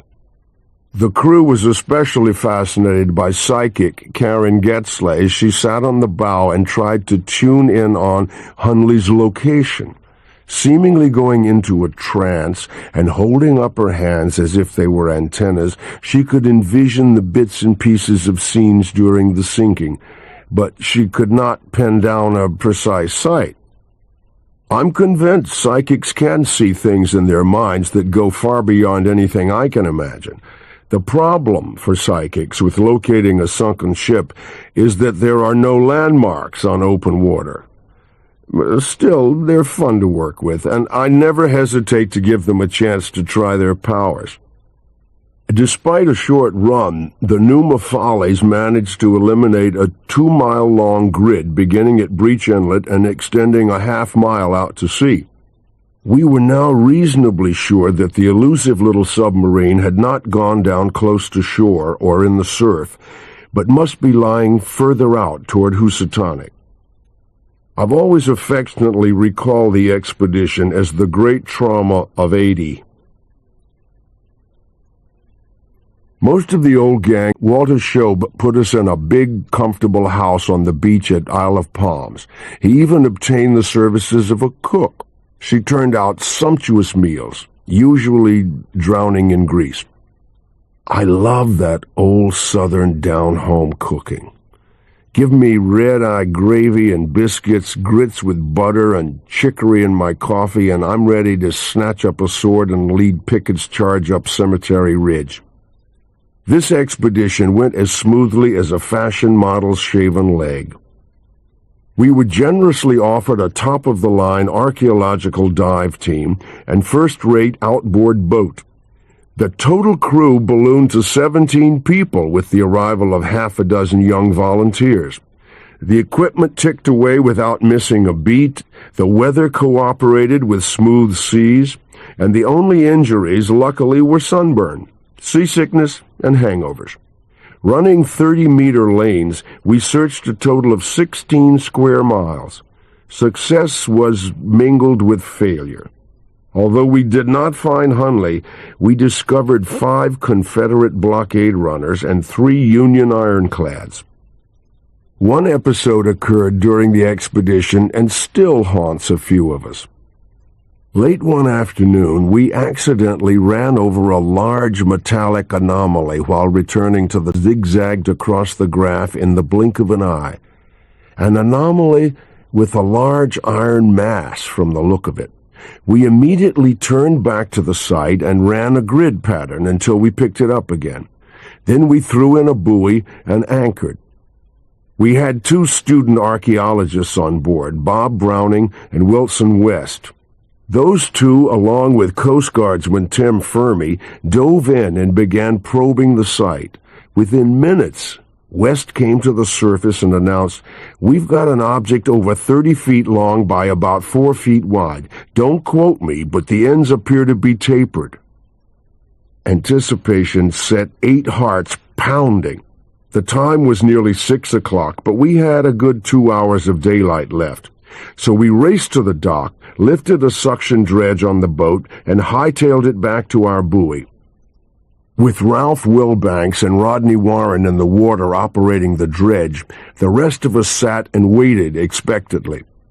Sharks often appeared during a dredging operation, attracted by the sea life caught up in the induction hose. One did come snooping while the divers were down, and we threw cans of Pepsi and shouted at it until it swam off in search of easier pickings. It was nearly dark when the divers surfaced, and we called it quits. Ralph drew a sketch of what he and Rodney found after digging a 2-foot hole. It appeared to be a 1/4-inch piece of iron standing at an angle and attached to a metal plate that disappeared in the silt. Since they saw no rivets holding the object in place, it looked as if the object was welded to the plate. Knowing that metal welding was as yet unknown in the 1860s, we assumed that what we found was a sunken Coast Guard buoy, approximately the same size and mass as the Hunley.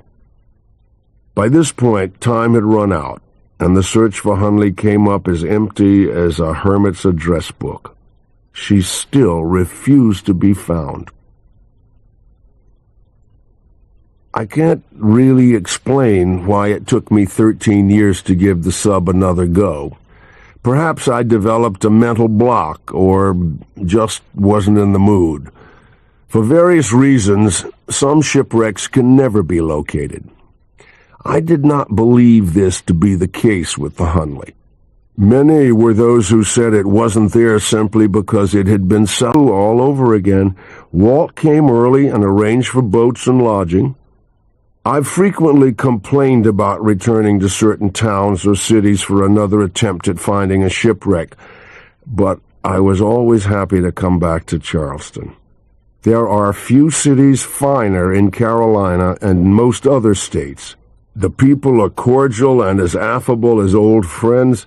The city is picturesque, and what is especially appealing to someone like me with sensitive taste buds and a warehouse for a stomach, they have great restaurants. Despite its being the middle of summer, we were greeted with mild and balmy weather. Walt had hired the services of Ralph Wilbanks, who headed his own underwater survey company, Diversified Wilbanks. Humorous, with a sly smile fixed beneath a Pancho Villa mustache, he worked tirelessly day after day, fighting choppy water to keep the search boat on track with never a discouraging word. His partner, who watched over the detection gear, was Wes Hall, archaeologist and owner of Mid-Atlantic Technology. Their endurance was little short of incredible. The hours running search lanes seemed a lifetime, but they never wavered. From 8 a.m. till 8 p.m., they hung tough, hour after hour. Visitors who came on board thinking they would find the search filled with thrills inevitably asked to be taken back to the dock after 2 or 3 hours. If they didn't become seasick, they were dying from tedium. The hunt for shipwrecks takes dedication and perseverance. Leisure time comes only when you step onto a nice, steady dock. After eliminating another 10 square miles and identifying several buried anomalies as old sunken trash, our third attempt at finding Hunley slowly wound down and was written off as another failure. To me, this was a hard setback. What piece of evidence had I overlooked? Had I misinterpreted the research? Earlier, I had relied on Colonel Dantzler's report and concentrated the search between Breach Inlet and Housatonic. But Hunley was not there. The only straw left to grasp was in expanding the borders of the search grids. Determined to find Hunley and her crew before my final death, they agreed, and I returned home to Colorado to write another book and pay for all the madness. Ralph and Wes went out, rain or shine, and searched the grids I faxed them through the fall and winter of '94 and into the spring of '95. And then on May 4th, I received a phone call from Ralph at 6 in the morning. I was still half asleep when I heard him say, "Well, I guess I'm going to have to send you my final bill. Are you giving up?" "No," said Ralph calmly. "We found it. It's a done deal. We dug through the silt and came in contact with the forward hatch tower. Then we uncovered the snorkel box on the port dive fin." I held my breath and asked, Where did you find her?" "About 1,000 yards east and slightly south of the Housatonic." "Then it survived the explosion, but had yet to begin its return voyage to Breach Inlet." "Looks that way," said Ralph. "Isn't that about where we dove in '81, on that object we thought was a Coast Guard buoy?" Ralph sighed. "I've had nightmares over that for 14 years, but I'm not going to let myself believe we misidentified it." The answer had been lurking in the dust of time. I had previously ignored Seaman Fleming's sighting of the blue light while awaiting rescue in the rigging because I saw no reason for Hunley to hang around the area for nearly an hour, risking capture before the Union warship Canandaigua arrived to rescue Housatonic survivors. The problem lay in my miscalculation of the time high tide turned to ebb, and the water began sweeping toward the shore. I put it too early. For some inexplicable reason, I assumed the tide reversed soon after the sinking, not 2 hours later. Too tired to crank their propeller against the adverse current, Hunley's crew must have moved away from the Housatonic and waited until the tide worked to their advantage and carried them home. But that didn't answer why she sank and disappeared. Again, Fleming produced the key when he stated that he saw the blue light just ahead of Canandaigua. That suggests that Hunley's crew had perhaps thrown open the hatch covers to soak in the fresh night air while waiting. Or perhaps, as the closed hatch covers indicate, the Union warship unknowingly rammed Hunley and sent her to the bottom. Someday soon, when the submarine is raised, we'll have the final solution.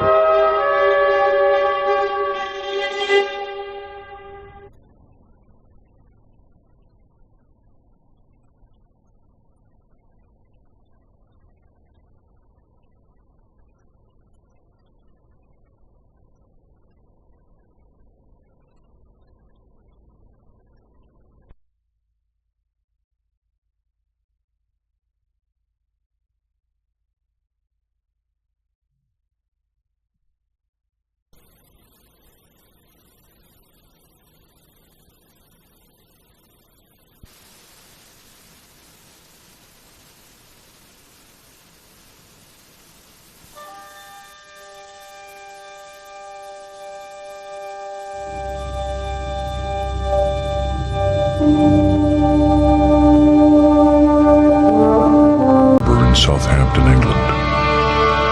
Shuffling slowly forward, more than 2,000 GIs of the United States Army's 66th Infantry Division, known as the Black Panthers, milled about Pier 38, waiting to board the troop ship Leopoldville. Like a lethargic disease, a general lack of enthusiasm had infected the men. World War II was 6 months past D-Day and winding down to a conclusion, or so everyone thought. Word had spread about the German army launching a counterattack referred to as the Battle of the Bulge, but few took any stock in the rumor, merely a last gasp by the Germans, who were on the verge of surrender. They couldn't have been more wrong. The massive German assault had shattered American forces in the Ardennes forest. Torn from the prospect of an enjoyable Christmas in their warm barracks, 2,235 men of the 66th were now standing in the freezing air and waiting to board Leopoldville, while the rest of the division was loaded aboard the HMT Cheshire. The Cheshire was a British transport, newer and in better shape than the Belgian liner. The men of the 66th were finally cleared to board 2 hours after midnight of the 24th. With the snarling Black Panther patches worn proudly on the sleeves of their olive-drab winter coats, the men trooped aboard Leopoldville. Disorganization was the order of the day. They were hurriedly assigned compartments as they stepped onto the main deck. Units were broken up, dividing friends, splitting squads from their companies.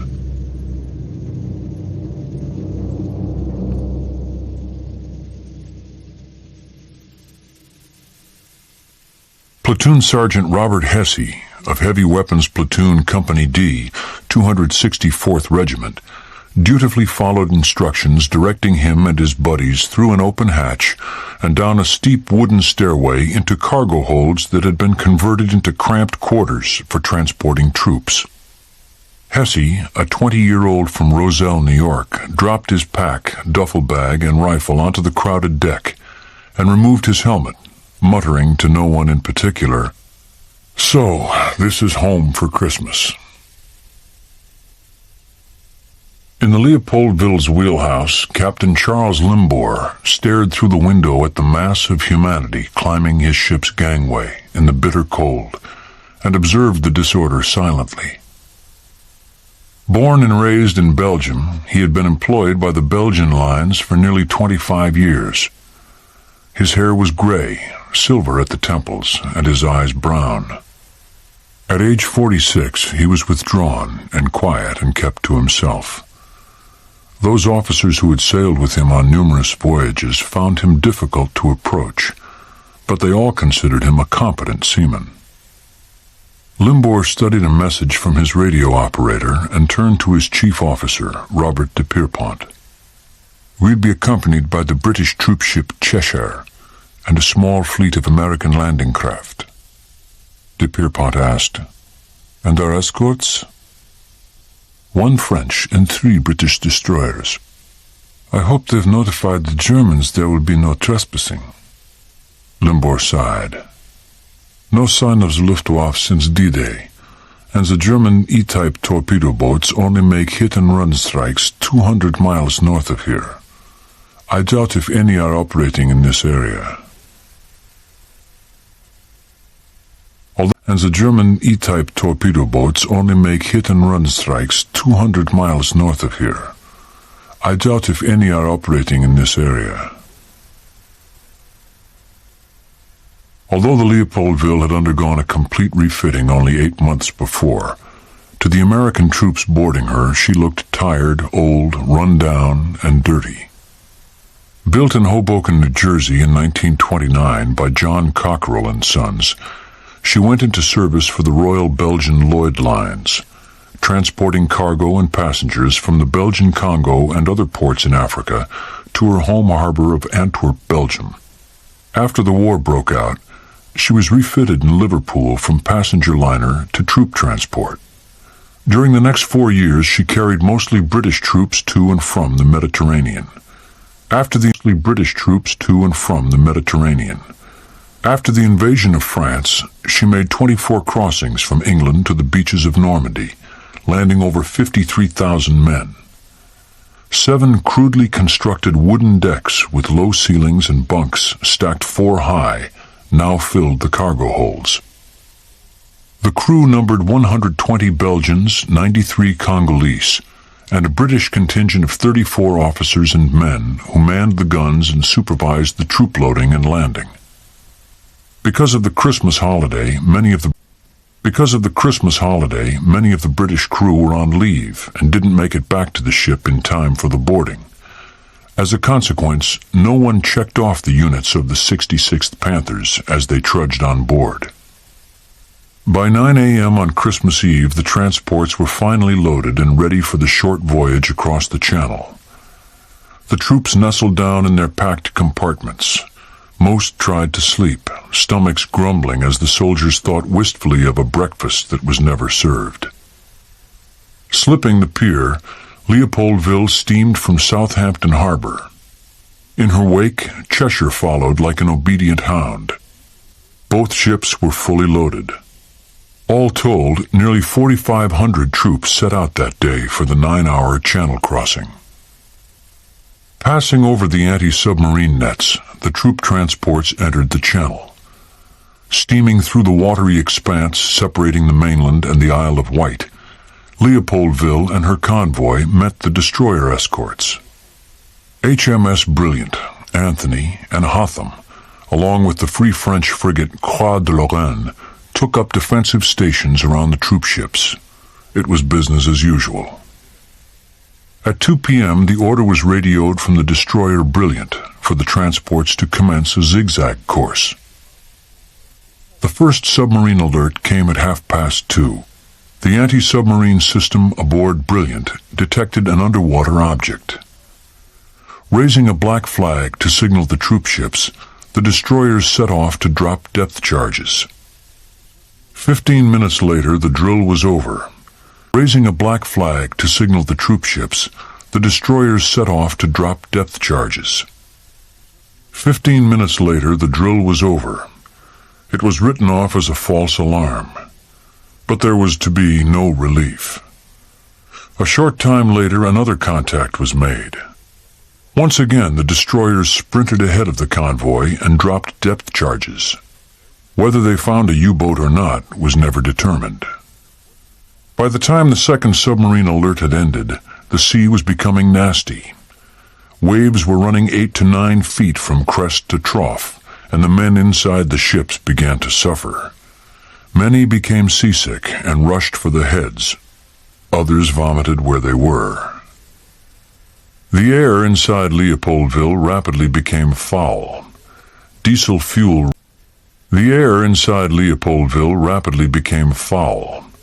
Diesel fuel reeked everywhere. Most men sat on their duffel bags or tried to get some rest in the hammocks. They pulled blankets over their overcoats to keep warm. Only a few engaged in conversation or played cards. Spray whipped across the bridge wings of Leopoldville as the next watch filtered up and took their stations. But Captain Limbor remained on the bridge as he usually had during channel crossings since D-Day. 7 hours into the voyage, the wind and sea around the convoy grew to force 6.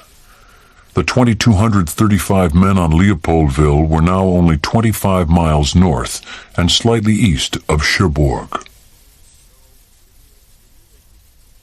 Although Germany was still building U-boats fast and furiously in the winter of 1944-45, the Allies were sinking them as fast as they left the dock. Oberleutnant Gerhard Meyer did not doubt that his days were numbered. Commander of U-486, Meyer's boat was one of very few submarines that his days were numbered. Commander of U-486, Meyer's boat was one of very few submarines lurking in and around the English Channel. Dropping to the bottom by day and rising only at night, U-486 was constantly harried by hordes of destroyers and sub-hunting aircraft. Having made the long trip from his base in Norway, Meyer would have preferred to be anywhere but in the cold waters off the coast of Normandy this Christmas Eve as he peered through his periscope. The time was 5:45 in the evening. Folding down the etched steel hand controls, Meyer rested his forehead against the eyepiece and stared into the lenses of the periscope. It was dark, with a lingering light reflecting on the clouds to the west. The sea was rough and choppy, goaded by a brisk gale.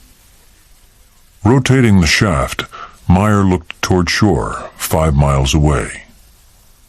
Inside the protected harbor of Cherbourg, the lights of the town flickered in the gathering night.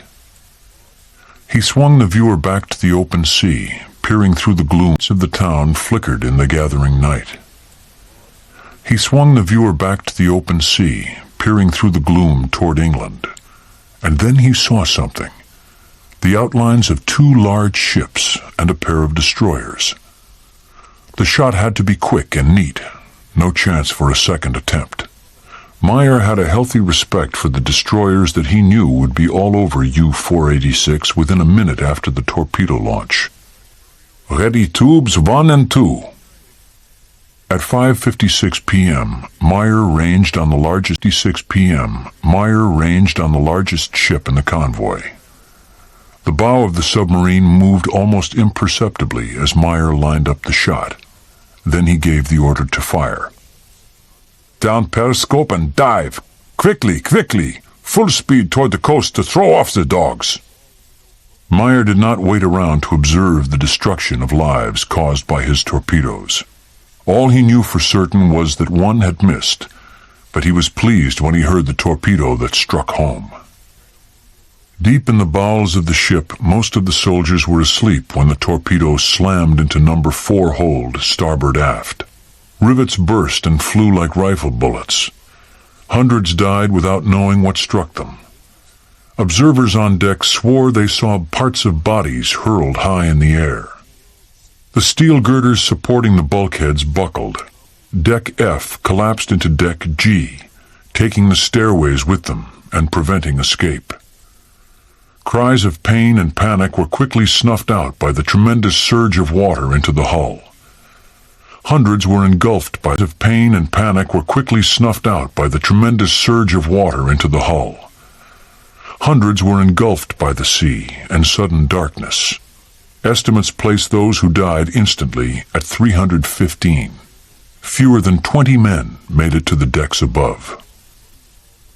Walter Blunt of L Company heard the screams and muffled cries only after his head broke from the water. The swirling debris reeked of oil and gunpowder. He found himself wedged in a hole in the deck above.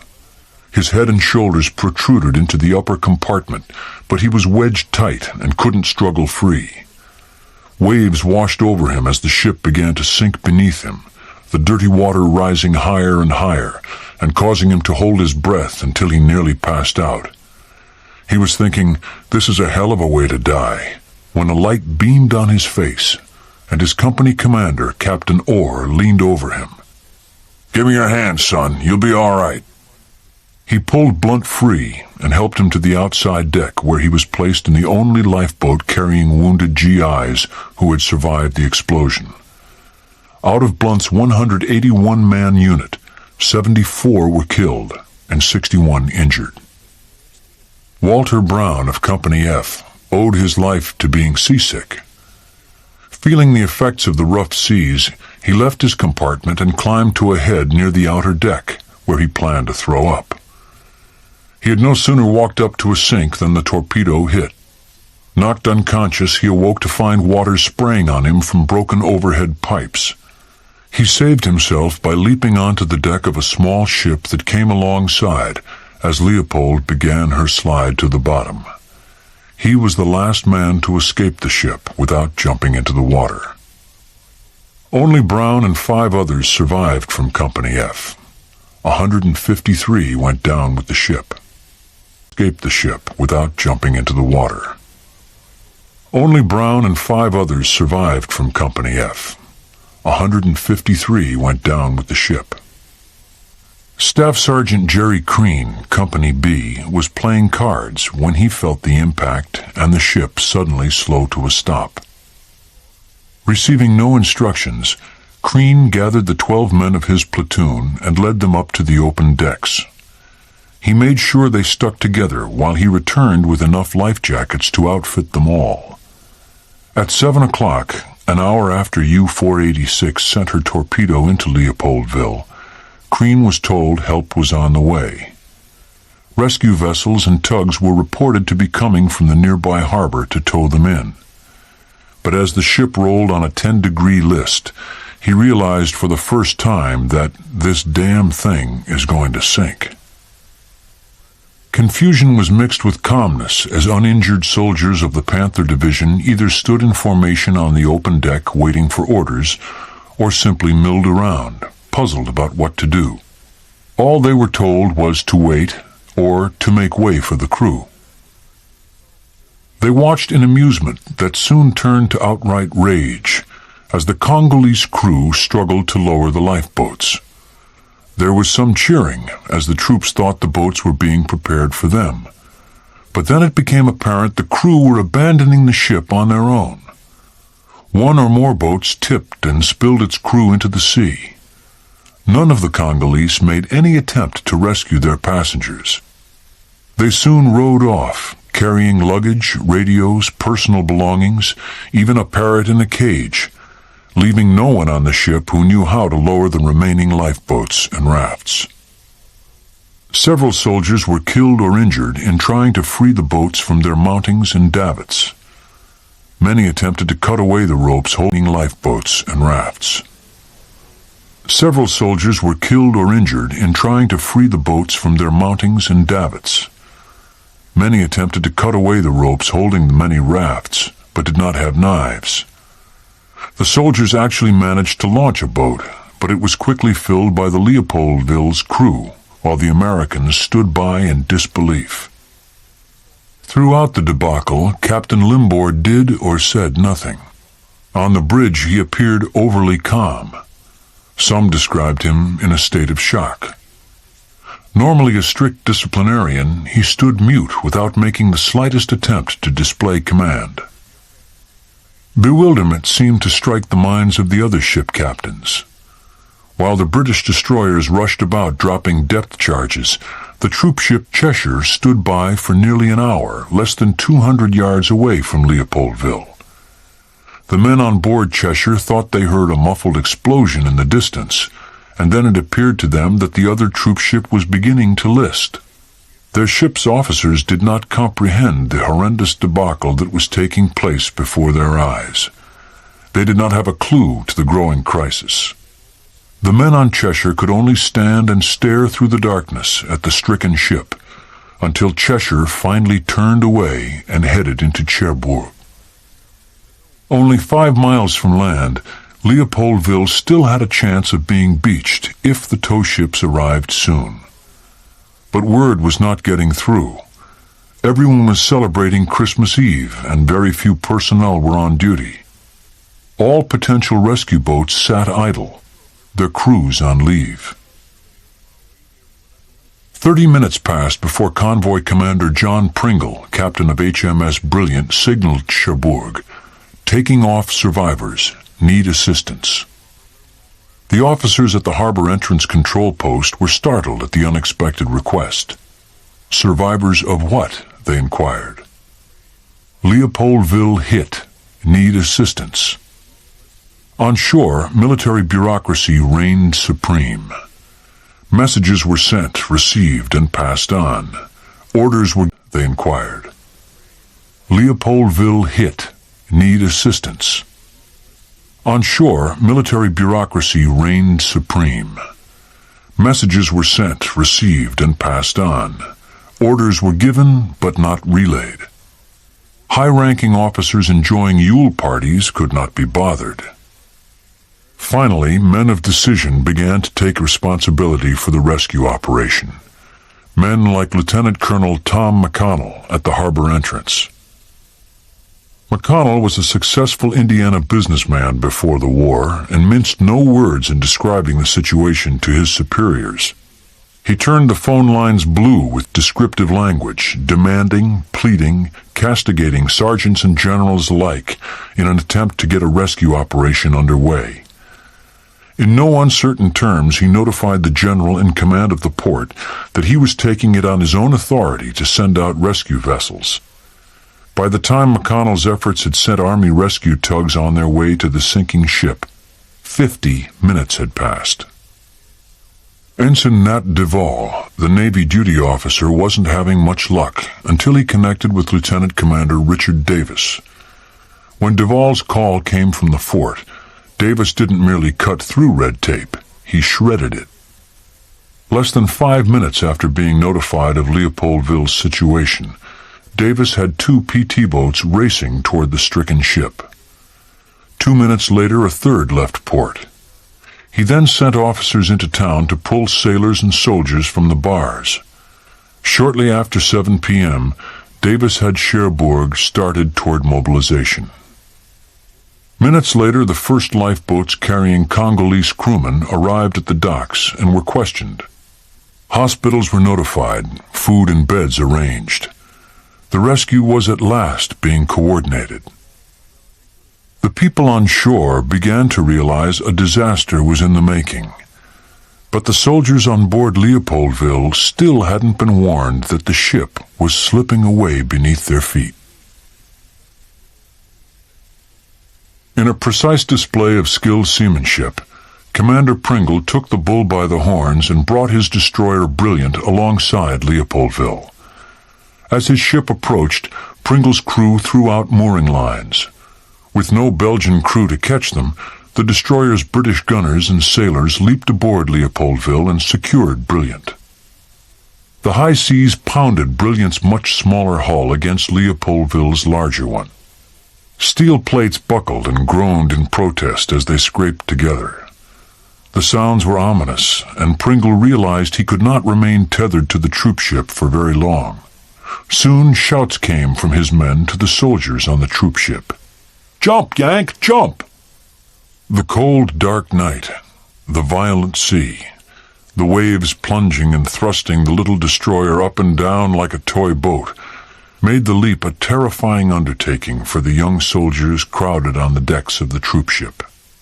It was made all the more appalling by the men who mistimed their jump and missed the destroyer, falling into the water between the two ships before being crushed to death as the surge drove steel plates against steel plates. Terrifying undertaking for the young soldiers crowded on the decks of the troopship. It was made all the more appalling by the men who mistimed their jump and missed the destroyer, falling into the water between the two ships before being crushed to death as the surge drove steel plates against steel plates. By 7:20, HMS Brilliant had managed to take aboard almost 700 soldiers of the 66th. The other destroyers of the convoy, Hotham, Anthony, and Croix de Lorraine, had given up the hunt for the U-boat and headed for port. With no damage reports coming from Leopoldville, they were still unaware the troopship was in danger of sinking. Pringle was growing more concerned for his ship. The constant impact caused by the turbulent sea had loosened the steel plates of Brilliant's hull. From below decks, his engineering officer reported the pumps were keeping up with the sudden flood of water, but the flow was increasing. His radio man reported that he picked up signals from PT boats and rescue tugs that were rushing to the scene. Pringle shouted to the officer directing the evacuation on the open deck. "Sever the lines holding us to Leo." Bob Hesse, the platoon sergeant from New York, along with a handful of his men, edged across the forward pan of the troopship until they reached the anchor chain on the forecastle. Someone from the British destroyer yelled at them. "We're cutting off, Yanks! You better jump now! It'll be your last chance!" To Hesse, it looked as if 2/3 of Leopoldville was already underwater. The bow had risen until they thought they were in the clouds. Hesse looked at his men. "Let's go! Every man for himself!" They all stood on the railing, waiting for Brilliant to rise within jumping distance for what was perhaps the last time. As the smaller ship lifted on the next wave, they jumped together, all 6 of them. To Hesse, it seemed like he was leaping off the Empire State Building. Every man landed safely. British sailors, armed with axes, cut away the lines, and Brilliant backed away from Leopoldville and headed for Cherbourg. The big rescue tug ATR-3 arrived and pulled along the opposite side of the doomed troopship. Skipper Stanley Lewandowski was cussing up a storm at the waves already closing over the stern of Leopoldville.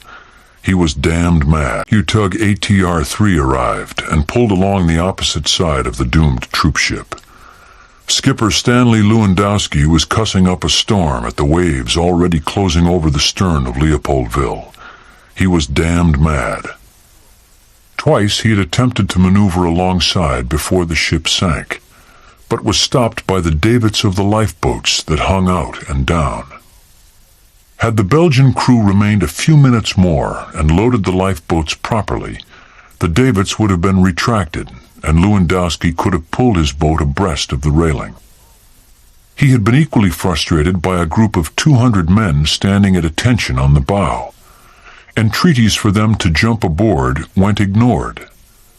Later, as he pulled them from the water, he was told an officer wouldn't allow them to jump. Now the Belgian ship was disappearing before his eyes. As he clutched the spokes of the helm and threaded his massive tug into the sea of heads floating in the wreckage, he shouted to his crew, "Pull them poor kids aboard!" 3 of his crew jumped overboard to help heave exhausted and freezing soldiers onto the deck of the tug. Within the hull of Leopoldville, the cold water reached and burst her boilers. Creaking and groaning, the bow lifted in the air and began a downward spiral as the ship began her final journey to the seabed. Bodies were seen to fall like leaves from her open decks.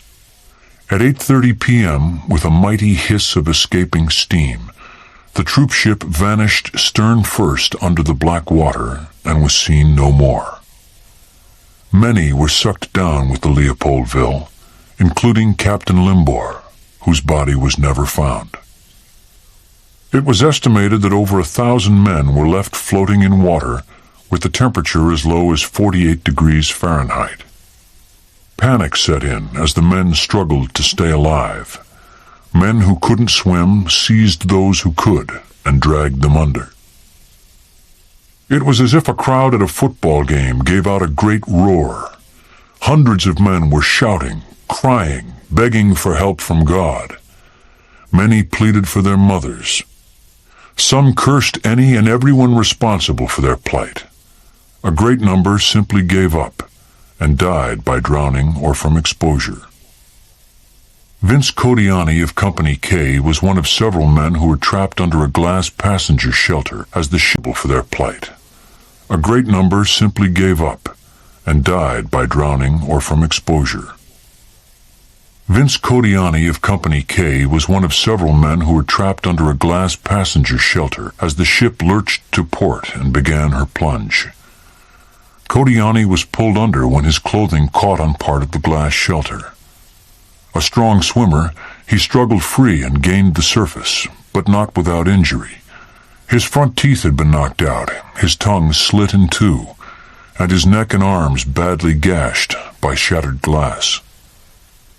Incredibly, Codiani survived 2 hours in the frigid water, his clothes frozen to his body, listening to cries of help, before they finally faded into the night. He was found and pulled from the sea, more dead than alive, by a French tug. Private Edwin Phillips, Headquarters Company, was pulled from the water and laid on the deck of a Navy minesweeper. Thinking he was dead, a crewman gave him a nudge with his foot. "You can't be alive." "I am too." "That's good. We're not supposed to pick up dead bodies." Phillips went on to live a long and healthy life. The crews of the tugboats, Coast Guard corvettes, and French fishing boats worked like madmen to pick up the mass of men. The crews of the tugboats, Coast Guard corvettes, and French fishing boats worked like madmen to pick up the mass of men fighting cold and waves and death. Skipper Stanley Lewandowski kept his tug on station. His men took on 70 survivors before the cries in the night faded, and he reluctantly turned his boat back to the harbor. The first boats to arrive in Cherbourg with survivors carried a few of the dead. The boats that returned later carried many more. Over 1,400 men were rescued. Approximately 300 died in the blast from the torpedo, while 500 died later in the water. The official death toll stands at 802. Until her final voyage, Leopoldville transported 124,240 soldiers safely through dangerous waters to their destination. Only the battleship Arizona, sunk during the Japanese attack on Pearl Harbor, lost more men than Leopoldville. It was a tragedy compounded by fate, miscalculation, blunders, and ignorance. If the evacuation of the ship had been carried out properly, hundreds of families would not have received telegrams notifying them of the loss of their loved ones. The official investigations were varied but limited. Those back home were told only that their sons or husbands had died or were missing in action. Leopoldville was swept under the carpet, and the sinking buried in official files. The submarine that set the stage for the terrible tragedy, U-486, was herself sunk by the British submarine Tapir 4 months later. Oberleutnant Gerhard Meyer and his entire crew perished. In 1984, a 6-week Numa expedition was divided into 2 phases. The first 3 weeks were to be spent searching for World War I ships and U-boats, and the second phase of 3 weeks was dedicated to find the World War II troop transport Leopoldville and the famed Confederate raider Alabama, which went down off France after a furious battle with Union frigate Kearsarge. Nearly 2 years of research went into the effort. Bill Shea of Brandeis University met me in Aberdeen, Scotland, where I had charted Arvor III, a solid, tough yacht built in Buckle, Scotland, sometime in the 1960s. Powered by 2 big diesels, she cruised at a complacent 8 knots. She was ideally suited as a search and survey vessel. Solid and stable as a work platform, her living quarters were comfortable and efficient. Her main salon and staterooms were paneled in deep red mahogany and quite large. Besides a commode, the head in the main stateroom provided a bidet. The first time I tried it, I turned the handle too far and reversed my anal canal while striking my head on the deck above. I was blessed to get Arvor III, and I was doubly blessed with her remarkable crew. Arvor's skipper, Jimmy Flett, is a Scot any man would be proud to boast of having as a friend. After 3 weeks, we put in at the fishing port of Bridlington on the Yorkshire coast, where we met up with Numa President Wayne Grunquist. Sometimes it's hard to separate reality from comic relief. Despite the best-laid plans of Mice and Cussler, on the deck above. I was blessed to get Arvor III, and I was doubly blessed with her remarkable crew. Arvor's skipper, Jimmy Flett, is a Scot any man would be proud to boast of having as a friend. After 3 weeks, we put in at the fishing port of Bridlington on the Yorkshire coast, where we met up with Numa President Wayne Grunquist. Sometimes it's hard to separate reality from comic relief. Despite the best-laid plans of Mice and Cussler, the second phase of the '84 North Sea expedition was like a comic opera, produced and staged by inmates from a mental institution. If I'd known the fiasco the Numa crew of Arvor III was about to encounter in Cherbourg, I would have ordered Jimmy Flett to keep right on going and steer a course for the harbor at Monte Carlo. On the day we departed, as we left the North Sea and passed through the Straits of Dover into the English Channel, Bill Shea, who gets terrible motion sickness, was in seventh heaven. The sea was a pond. No waves rocked Arvor III. After the cliffs above Cherbourg came into view, we slipped into the harbor past the breakwater, the old fort, and monstrous oil rigs on their way to the North Sea.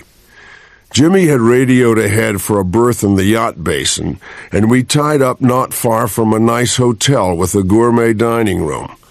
During innocent conversation with the dockmaster, we mentioned that we had come to Cherbourg to search for the Confederate raider, Alabama. Inquiring as to when we were to launch the search, he was told the next day. When the time came to make the effort, we never left the dock.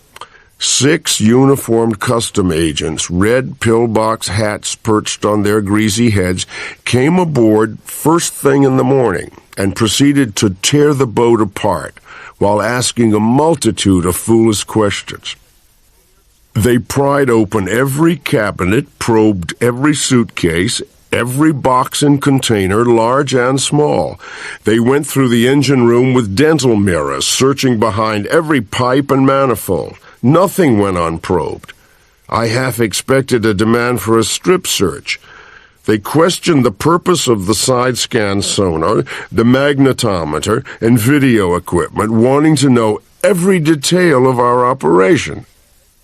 Finally, after they were satisfied we were not carrying a nuclear bomb, the head honcho, who looked like a cross between Inspector Clouseau and Ace Ventura with a mustache, asked me the purpose of our visit to France. With nothing to hide, I guilelessly told him the engine room with dental mirrors, searching behind every pipe and manifold. Nothing went unprobed. I half expected a demand for a strip search. They questioned the purpose of the side-scan sonar, the magnetometer, and video equipment, wanting to know every detail of our operation. Finally, after they were satisfied we were not carrying a nuclear bomb, the head honcho, who looked like a cross between Inspector Clouseau and Ace Ventura with a mustache, asked me the purpose of our visit to France. With nothing to hide, I guilelessly told him we were hunting for the wreck of the Confederate raider Alabama. I was then informed in no uncertain terms that we could not search in French waters without permission from the commander of the local French naval district. Deploying our forces, we counterattacked. Wayne Grunquist, who was from Austin, Texas, donned his cowboy boots and custom-made cowboy hat, settled his watch and chain in the pockets of his vest, and assaulted the offices of the admiral commanding the Cherbourg Naval District. After sizing up Grunquist in his Texas attorney attire, the French admiral politely suggested that the Texan and his friends take the next stagecoach out of Cherbourg. In the meantime, I was swept up in an orgy of dramatic grandeur by holding press conferences and calling every bigwig I knew in Washington. Now the harassment began on all flanks. Odd as it sounds, we rather enjoyed it. When Arvor III was moored to the dock in the yacht basin, Cherbourg. In the meantime, I was swept up in an orgy of dramatic grandeur by holding press conferences and calling every bigwig I knew in Washington. Now the harassment began on all flanks. Odd as it sounds, we rather enjoyed it. When Arvor III was moored to the dock in the yacht basin, helicopters flew over the boat while cameramen leaned out and shot overhead pictures of us sunbathing on the deck. We also took great delight in sneaking up on people sitting in cars or crouching behind seawalls, observing the boat and crew through binoculars. One evening, after dinner, Jimmy Flatt and I were sitting on the deck enjoying brandy and cigars when he noticed bubbles in the water illuminated by the lights along the quay. Walking inside the cabin, we alerted Bill, who turned on the video equipment.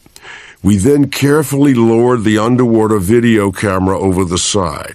In great anticipation, the entire crew stared at the video monitor as Bill popped on the lights attached to the camera.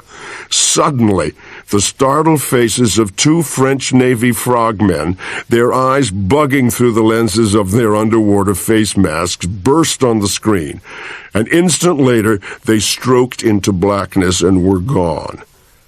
What in the hell was going on, we all wondered. Suddenly, the startled faces of two French Navy frogmen, their eyes bugging through the lenses of their underwater face masks, burst on the screen. An instant later, they stroked into blackness and were gone. What in the hell was going on, we all wondered. Why were we being treated like spies?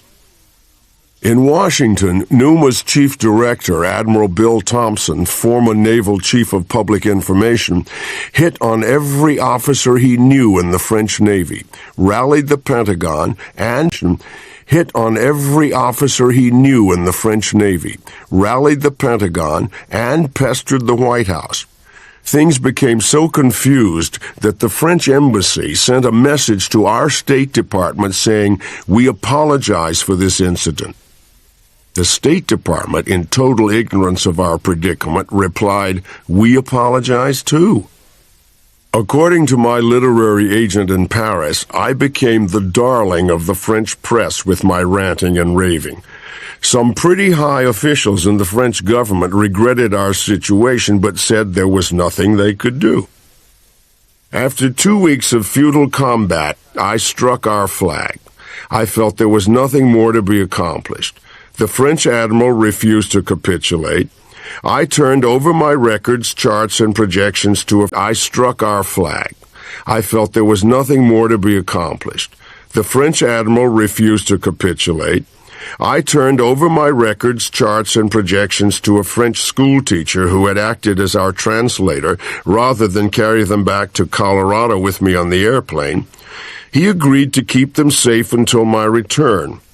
I was sure we would get the mess ironed out during the coming months and come back with a permit in hand the following summer. Short of mooning the customs officials as we departed Cherbourg Harbor, I could not stop myself from firing the last shot. Since a side-scan search for Alabama involved a fairly extensive grid, I could not risk that attempt, knowing the French Navy would be all over us before lunch. But I figured that finding a ship the size of Leopoldville within a short time was far from impossible. Paying our dock fees and casting off, we set sail for her grave early one morning before the sun came up. The trick was to find Leopoldville, identify it, then beat it out of French waters to Britain. Our one advantage was that Wayne and I had requested permission to search only for Alabama. We never mentioned Leopoldville. Since Arvor III was heading away from the Confederate raiders' final resting place with our course set west toward Weymouth, England, I hoped it would appear to the French officials that we had given up and were leaving Cherbourg in our wake for good. We had a location for the shipwreck from the British Admiralty, and I decided to take the position as gospel and work from there.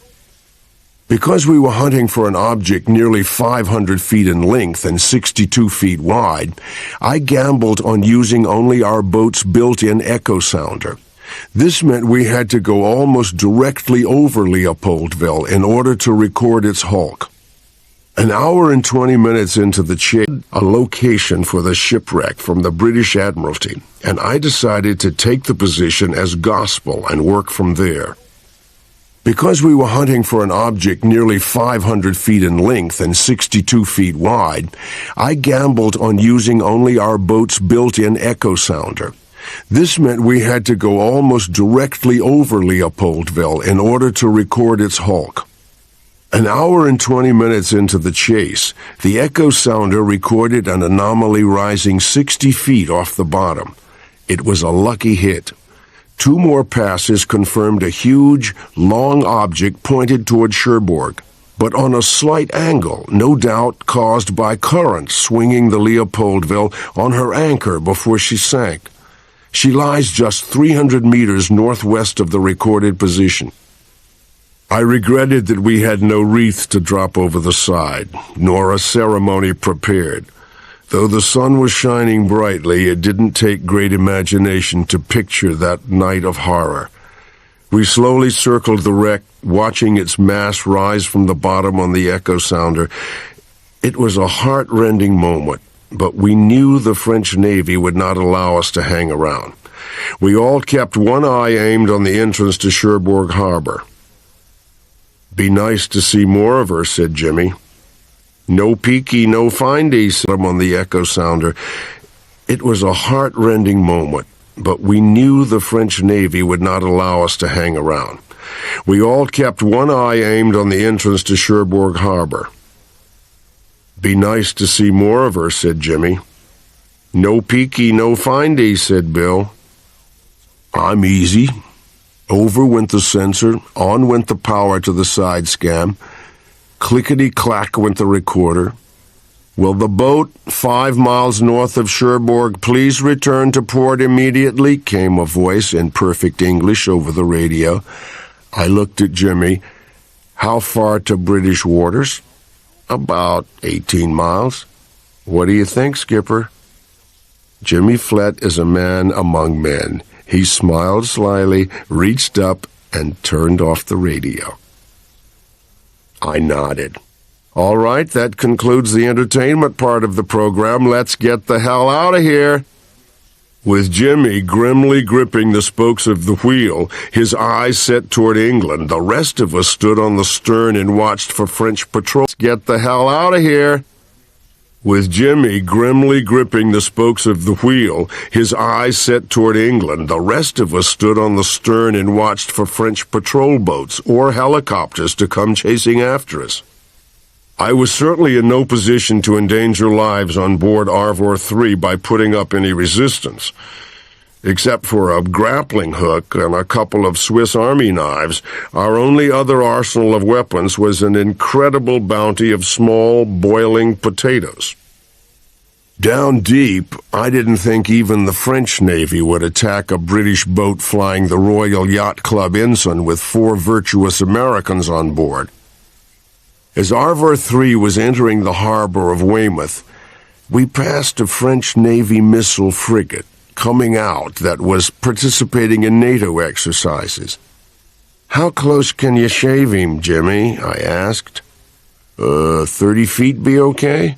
30 feet will do just fine." To the French sailors roaming the decks of the missile frigate, Arvor 3 simply looked like another fishing boat coming into port. They hardly gave a second look as we lined up on the stern deck. The stunned expression on their faces was like a narcotic to me as our barrage of boiling potatoes struck, burst, and sprayed over men and ship alike. Another fishing boat coming into port.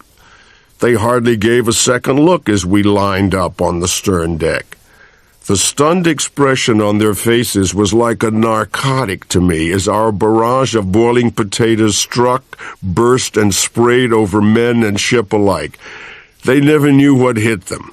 They didn't know why, and I guess they never will. We were in friendly waters now, and all they could do was shake their fists and shout awful things at us in French. As shipwreck expeditions go, shake their fists and shout awful things at us in French. As shipwreck expeditions go, the 84 expedition possessed the fondest memories. Much had been accomplished. Our only failure was not being allowed to hunt for Alabama.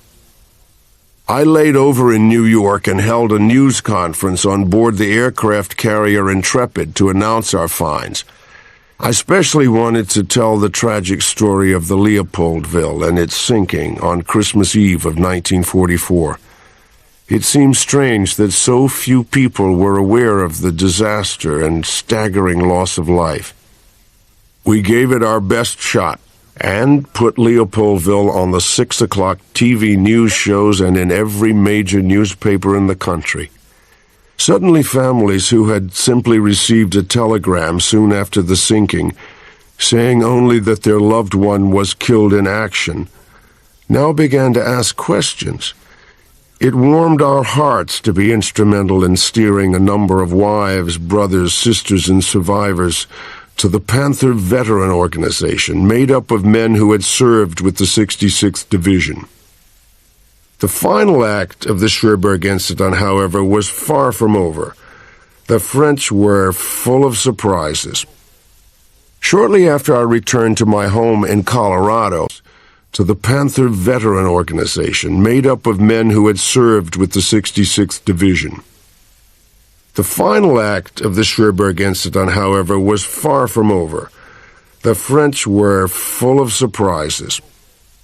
Shortly after I returned to my home in Colorado, I read of the dastardly slap in the face given me by the French Navy.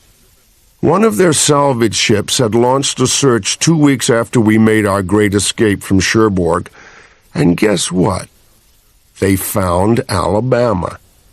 They claimed to have searched for 20 years, discovering the wreck site only after new research material was brought to their attention. Mine. Coincidentally, the cousin of the salvage ship commander happened to be the schoolteacher with whom I left all my research material and my estimated position for Alabama. The schmoes. Not only were they proud of it, they were smug about it. I underwent a total personality change and was suddenly taken sober. The schmoes. Not only were they proud of it, they were smug about it. I underwent a total personality change and was suddenly taken sober. The French Navy must have held a grudge against Newmer for pelting its missile cruiser with potatoes. Could discovering the remains of Alabama have been their way of getting even? In the final analysis, I'd have to say we'd been had. My involvement with the French Navy and the Alabama died hard. Several months later, I received a telephone call from a gentleman claiming to be a deputy director of the Central Intelligence Agency. What could the CIA possibly want with me? I wondered. Dirk Pitt occasionally walked the hallowed halls of Langley, but I'd never laid eyes on the place. "What is this call about?" I asked, firm in my belief that I was as pristine and white as the driven snow. "Your glittering performance in Cherbourg last summer," he said. "All right, so I got a little carried away with the potato war." The potato war? "Isn't this a call about my assault on a French missile cruiser?" I hadn't heard about that one," he replied. Forget I mentioned it. My boss, who is a big fan of your books, suggested I call and brief you on the mess you caused." Now I was really intrigued. If that rotten French admiral had given me permission to look for the Alabama, there would have been no mess. "Believe me, the admiral wasn't too happy about your clandestine find of the Leopoldville. A good thing you took off for England. If you had returned to Cherbourg, French security forces waiting on the dock would have confiscated your boat and locked you in to look for the Alabama. There would have been no mess.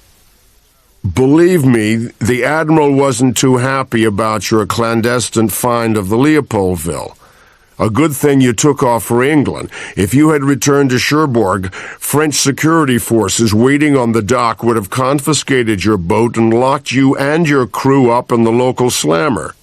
"Oh, no big deal," I said. "Hardly cause for an international incident." "Did you know that the waters around Cherbourg are submarine testing grounds?" "Yes, I was aware of the areas. They're well marked on the navigation charts." "What you could not have known, Mr. Cussler, is the French had just completed their newest nuclear submarine and planned to test it shortly after your arrival." "If I had known, I couldn't have cared less," I said.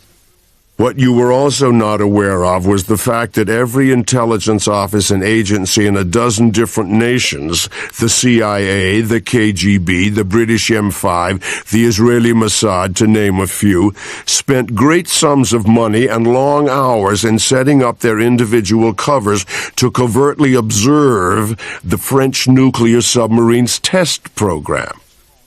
A few days before the trials were to take place," he continued, "who should sail into Cherbourg Harbor but Clive Cussler, his merry band of pirates, and a boatload of underwater detection equipment?" It all became clear. Now I felt a kinship to a woolly mammoth that sank in the La Brea tar pits.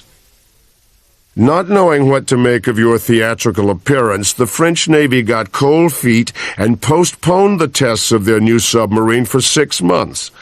All the foreign intelligence undercover operations were then blown away. There was no way for any of us to sit it out for another half year, so we all packed up and went home. I failed my country. Not your fault," he consoled me. "But the agency would like you to do us a big favor." Off in the distance, I heard a band playing the Stars and Stripes Forever. Redemption was about to smile. You have but to name it." The next time you and your Numa crew plan a shipwreck expedition, would you please notify our office at Langley of where you're going so we can operate on the other side of the world? I was too numb with shock to reply. I had no idea representatives of the Central Intelligence, but the agency would like you to do us a big favor. Off in the distance, I heard a band playing the Stars and Stripes Forever. Redemption was about to smile. You have but to name it. The next time you and your Numa crew plan a shipwreck expedition, would you please notify our office at Langley of where you're going so we can operate on the other side of the world? I was too numb with shock to reply. I had no idea representatives of the Central Intelligence Agency did stand-up comedy. Finally, I muttered, "I'll drop you a postcard." Then he politely said, "Thank you, goodbye," and hung up.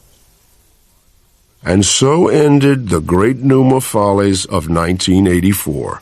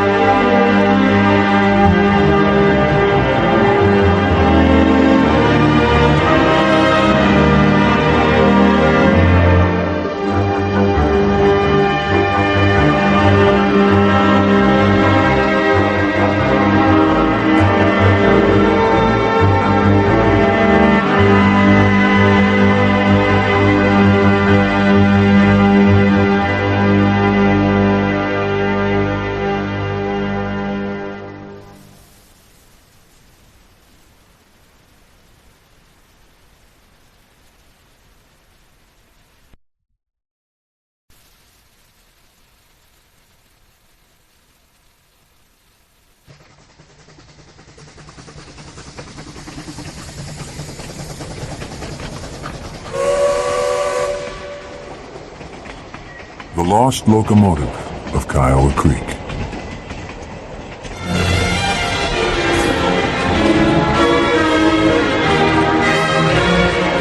In May of 1878, the bustle of activity in the rail yard of the Kansas Pacific Railroad in Denver, Colorado, gave no indication that a disaster was impending.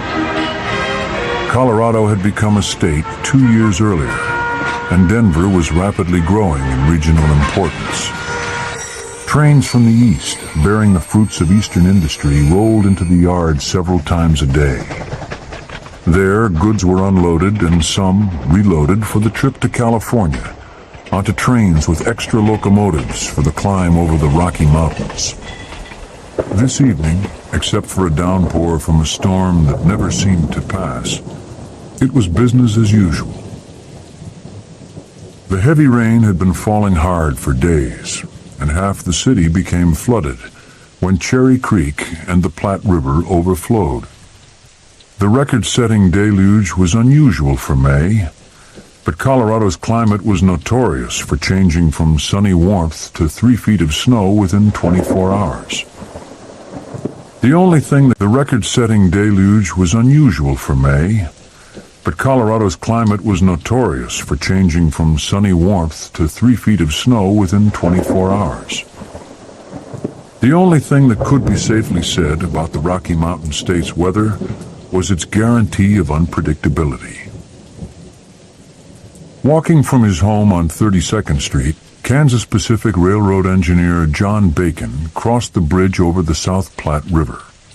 The river was swollen and muddy from the rains.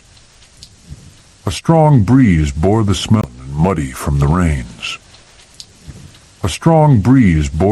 of fresh mud and coal smoke from the rail yard. Continuing across the bridge, he walked down a dirty alley, then stepped over 4 sets of track rails toward the dispatch office.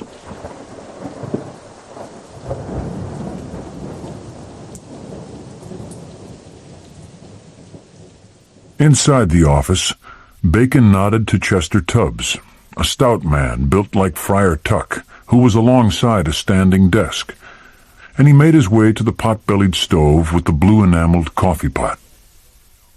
He saw that Tubbs was marking a railroad scheduling chart. Tubbs spoke without looking up. "Wet enough for you, John?" "Come August, Chester, we'll be glad we had this downpour. The farmers out on the eastern plains don't mind it at all." Tubbs shifted from one leg to the other, held up his chart, and pointed with the pencil. "You'll be running train number 8 to Kansas City." "What's the cargo?" "Scrap railroad iron." "What engine did you assign me?"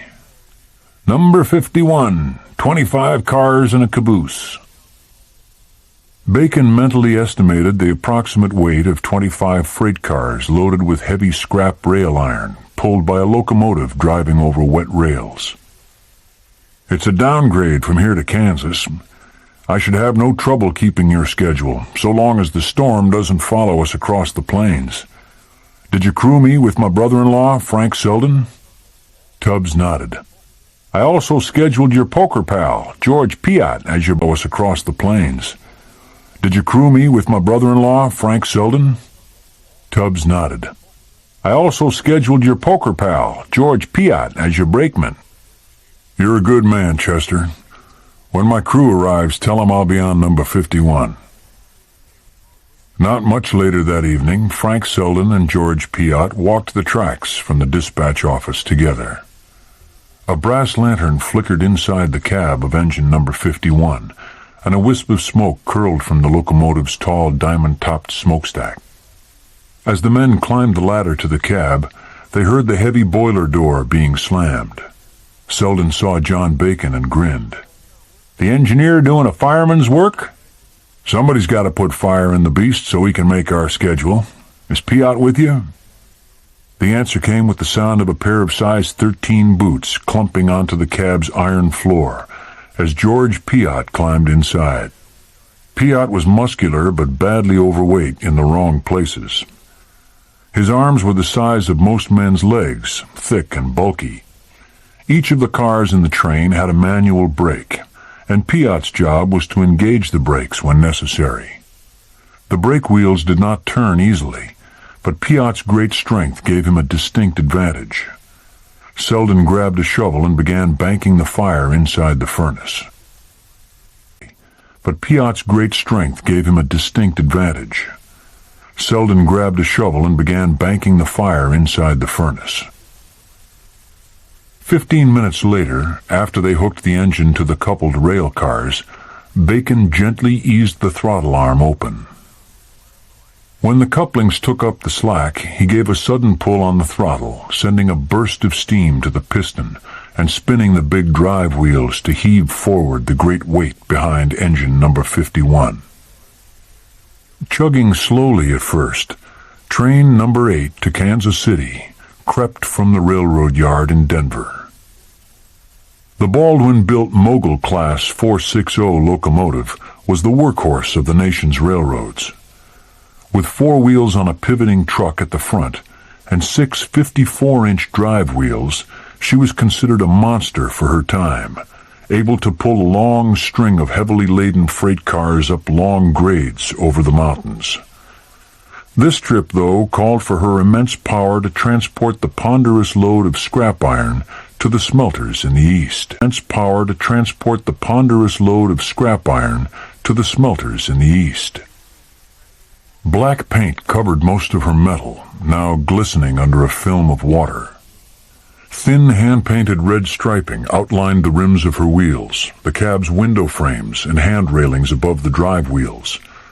The cowcatcher, never designed to catch wandering open-range steers, but to scoop their dead carcasses off to the side, jutted ahead of the engine just above the rails. Forward of the tall smokestack sat a great headlight, whose kerosene lamp and mirrored reflectors cast a wide beam into the dark night.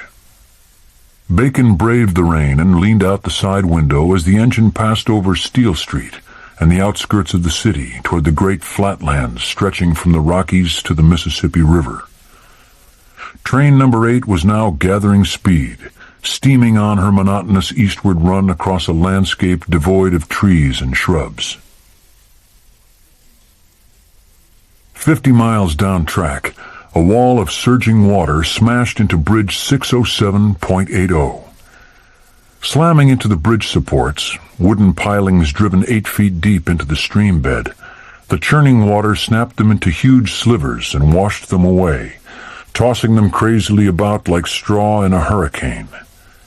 The iron rails atop the bridge swayed without their supports, but remained suspended, creating an illusion of safe passage. Jesse Dillop was lying in a scooped-out hole in a grove of cottonwoods that were alongside the swollen stream below the Kansas Pacific tracks. He clutched a tattered and drenched wool blanket around his shoulders. His few meager belongings were bundled in a haversack at his feet.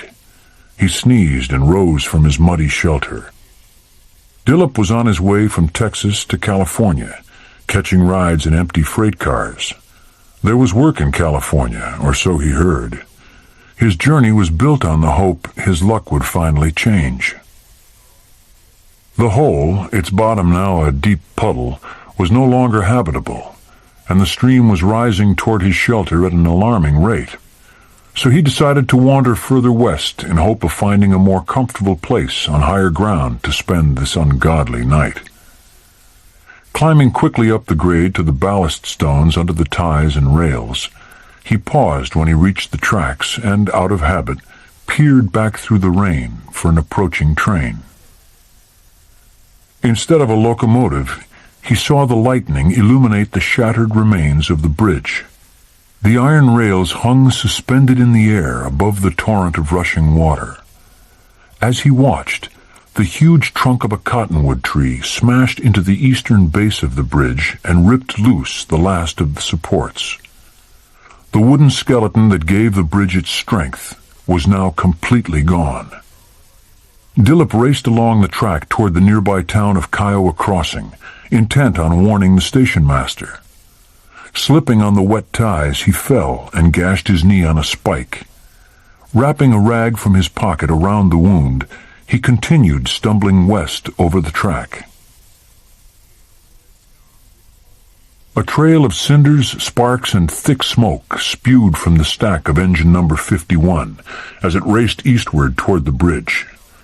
Frank Selden kept the furnace blazing and the boiler at full steam, while Bacon kept a close eye on the gauges. The rain had diminished a bit, slightly increasing his range of vision under the spewed from the stack of engine number 51 as it raced eastward toward the bridge. Frank Selden kept the furnace blazing and the boiler at full steam, while Bacon kept a close eye on the gauges. The rain had diminished a bit, slightly increasing his range of vision under the headlight. He pulled the throttle another notch as he sent the locomotive thundering over the wet rails. Toward the center of the train, George Piot moved from car to car, checking the brake settings and making sure the backup ratchets functioned properly.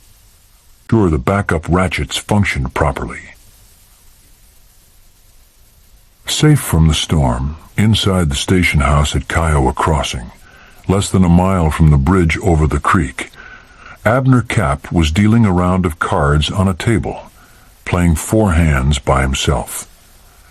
The big Seth Thomas clock on one wall read 2 minutes to midnight. The interior of the small wooden station house was comfortably warm. He shuddered at the thought of stepping outside into the damp gloom.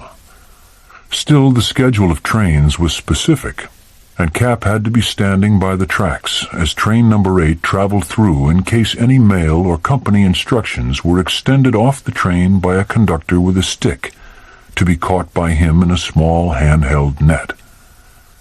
Cap wasn't aware that this night, train number 8 was not carrying a conductor. He was slipping on his overcoat when Jesse Dillop burst through the door, looking like a drowned rat. "The bridge is out!" Cap stared at the bedraggled traveler. Dillop's hair hung in wet ringlets and was plastered against a face badly in need of a shave. His clothes were tattered and old, and his pants were torn and bloody where he'd cut his knee. "Have you been drinking?" No, by God, I'm telling you, the bridge east of here has been washed out by floodwaters. The rails hang over the track with nothing under them. The supports are gone. 2 short miles to the west, they heard engine number 51's whistle break the splattering sound of rain on the station roof. Less than 4 minutes running time from the little town of Kiowa Crossing, the freight train raced east toward the bridge that no longer existed. Selden sat back in his small metal seat, resting after stoking the furnace into an inferno. Bacon partially tilted his face around the window frame and peered through one eye, trying to pierce the watery darkness ahead. 7 cars back, George Piatt adjusted a dragging brake and then began to make his way forward to the locomotive for a few moments of warmth and a short chat with Bacon and Selden. 25 flat cars, each loaded with 20,000 pounds of scrap iron, gathered momentum on the slight downgrade that ran east toward the Colorado-Kansas border. Cap tossed a spare raincoat to Dillip and handed him a brass lantern with a red glass lens. Then he motioned toward the bridge. "You go east toward the bridge and hang this light on the post alongside the tracks. Sure you don't want me to head west to warn the train? I'll take care of that chore. You've got an injured leg. I'll make faster time than you. Go now." Cap moved faster than Dillip, post alongside the tracks. "Sure you don't want me to head west to warn the train? I'll take care of that chore. You've got an injured leg. I'll make faster time than you. Go now." Cap moved faster than Dillip, but he had further to go. He did not reach the eastern warning light pole before the train was upon him. He waved the red lantern frantically high over his head, praying the engineer would see it. But at that instant, Bacon had turned his attention from the track ahead to check on the gauges. Cap and his frenzied signaling were unseen. His panic mushrooming, Cap hurled the lantern against the side of the cab. But he misjudged the speed of train number 8 and threw too late. The lantern smashed against the wall of the coal tender behind the locomotive cab and went unnoticed. Dillip limped down the tracks as fast as his injured leg could take him. Reaching the eastern signal pole, he climbed the ladder and hooked the lantern in place high above the track. Then he lowered himself to the ground beside the pole just as the light from the Baldwin locomotive transfixed his body in its glare. John Bacon spotted Dillip and the red lantern. He jerked the steam whistle cord. Still not knowing the reason for the stop signal, Bacon fervently hoped George Piatt was in position to engage the brake. Still not knowing the reason for the stop signal, Bacon fervently hoped George Piatt was in position to engage the brakes. He shoved the throttle closed and pulled the Johnson bar to set the locomotive for reverse. Then he yanked open the throttle again, sending the big drive wheels rotating madly backwards. He shouted to Selden, "They gave us a red light outside of Kiowa Crossing. The Kiowa Creek Bridge must be washed out." "Has to be. I can't think of another reason to flag down a freight train on a night like this." Piatt was only 2 cars back when he heard the twin screams of the whistle. Without hesitation, he spun the wheel on the freight car that locked the front brakes. Then he leaped across the scrap rails stacked on the flat car and raced to the rear brake before engaging it as well. Then it was on to the next car, where he repeated the procedure. From the cab, Bacon saw the locomotive's light beam reflected on the rails ahead. "I think we're okay." Selden leaned out the opposite window of the cab. "Looks like the bridge still stands." With the brakes of 3 cars locked by Piatt, whistle screeching, drive wheels spinning in reverse, train number 8 was slowing as it traveled down the raised track bed coming out of Kiowa Crossing. But it was far from stopping as it rolled across the unsupported rails. The train's great momentum carried it nearly midway across the mad sweep of floodwater before the twin strands of iron broke and contorted under the weight of 100 tons of heavy metal. Twisting like a dying serpent, the locomotive and 18 broke and contorted under the weight of 100 tons of heavy metal.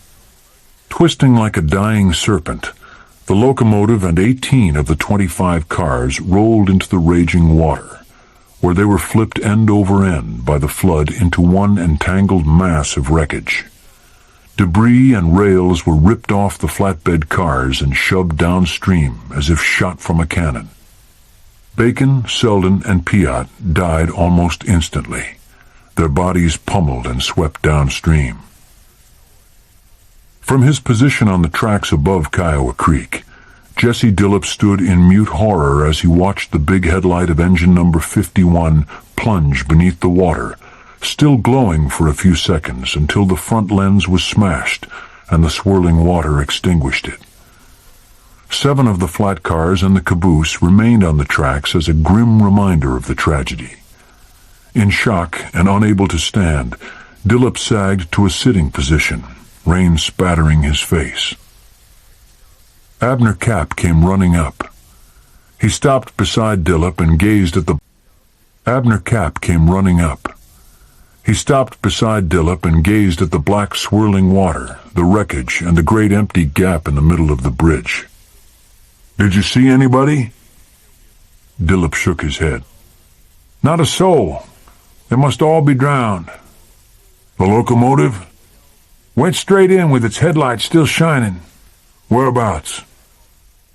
Dillop pointed north of where the bridge once stood. "Almost to the center of the stream, over near that grove of cottonwoods." Cap nodded solemnly, the shock of the disaster sinking into his soul. "I'm going back to the station house and telegraph the company. You best come home with me. The missus will put a good warm meal in your stomach and you can stay over until the storm lets up." Together, the stunned men turned their backs on the disaster and walked slowly through the rainy night back to Kiowa Crossing. After the sorry news was telegraphed by Cap to the Kansas Pacific offices in Denver, a train was dispatched with investigators and men to search for the bodies. The morning sun rose into a sky clear of rain clouds. Overnight, as if the flood had been an apparition, the murderous waters subsided until they were flowing calmly no more than 4 feet deep. The force of the flood surge was evident by the uprooted cottonwood trees half buried in the creek bed. All that was left of the bridge span was 1 or 2 rails that protruded from the water. They had been twisted and corkscrewed by the weight of the locomotive as it spiraled into the rampage. The thick wooden pilings and their trusses that once formed the bridge supports were nowhere to be seen. 7 of the cars that had fallen into the creek were still partially visible 50 feet north from the former bridge. Bits and pieces of their beds and trucks protruded from the mud and quicksand. Engine number 8, its tender, and the remaining 11 cars had completely disappeared.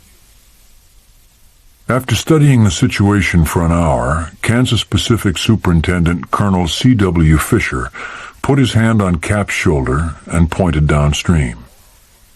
"Did you arrange for local help in hunting for the bodies of our men?" Cap nodded. 12 ranch hands are ready to leave at your command. Tell them they can begin the search and telegraph my office in Denver. I want a pile driver and a rail car mounted with a crane to set new pilings and lay rails. This railroad is the lifeline to the west. It must be reopened quickly. That day, Frank Selden's body was the first to be found, 1.5 miles downstream. Later that day, a group of ranchers found George Piatt. His big body was badly beaten by his death ride. He was recovered 3 miles downstream. 6 days after the wreck, engineer John Bacon was finally located. He had been carried 7 miles below the shattered bridge. His body was stuck in the limbs of a cottonwood tree 12 feet high. The distance from the ground had kept the coyotes away, but the birds had visited and pecked. Bacon's face was unmercifully disfigured, and he was buried in a closed casket. In honor of the dead, a 30-day period of mourning was declared by the Railroad Engineers Union. Bacon and Selden had been married to sisters with the maiden name of Bennett. The town of Kiowa Crossing was renamed Bennett in honor of the widowed sisters. Working around the clock, Fisher's track crews had the temporary spur open for traffic less than 50 hours later. The railroad company decided it was time to locate the missing locomotive and salvage the cars. Recovery efforts were concentrated around the few cars that were still visible a short distance from the washed-out bridge. Cribbing was driven into the sand to prevent the soft walls from collapsing. Then salvage men began excavating. A small donkey steam engine was hooked to a pump that was kept running 24 hours a day to keep the expanding hole clear of seeping groundwater. The work was difficult. The load of scrap rail iron carried on the cars had been wrapped around the wreckage like frozen spaghetti by the incredible force of the flood.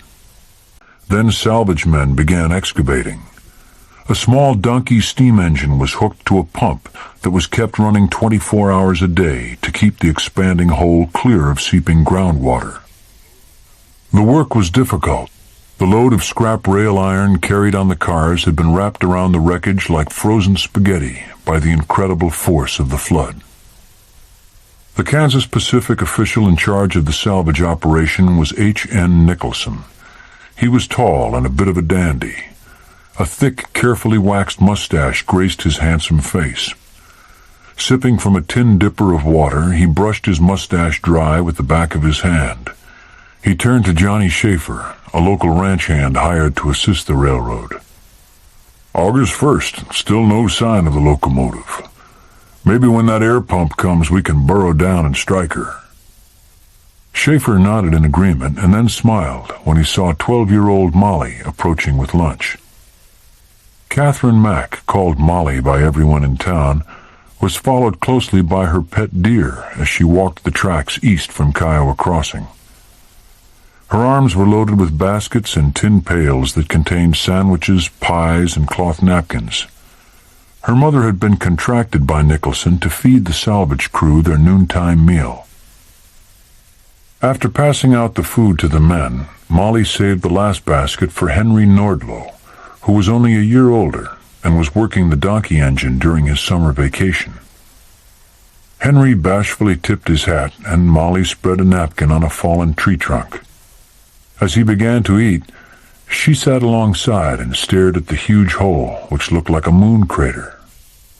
"How's the progress today, Henry?" "We'll have that last car out of the ground by the end of the week. We dug up the coal tender, but we still can't find the engine. Mr. Nicholson is bringing in pumps to blow air down a pipe. He thinks that if he makes enough holes, one will hit the engine." Both children grew up, got married, grew old, and swore to their dying day that engine number 51 was never located and dug up. They passed on this account of the missing locomotive to their children. The probable theory at the time was that the engine was swept miles downstream and buried in quicksand so deep it could never be found, much less recovered. Over the next 100 years, newspapers and railroad journals still reported engine number 51 as missing. Haunting stories were told of a mysterious light, like the headlight of a locomotive, which crossed halfway over the new bridge at Kiowa Creek before suddenly blinking out. A few of the local ranchers swore they saw ghostly images of the crew wandering the creek bed. You're probably asking, what does a train wreck on the flatlands of Colorado have to do with shipwrecks? Except for a comparable process. You're probably asking, what does a train wreck on the flatlands of Colorado have to do with shipwrecks? Except for a comparable process combining research with on-site investigation, absolutely nothing. Let's just say I had a soft spot in my heart for old engine number 51. I owed her a debt of gratitude.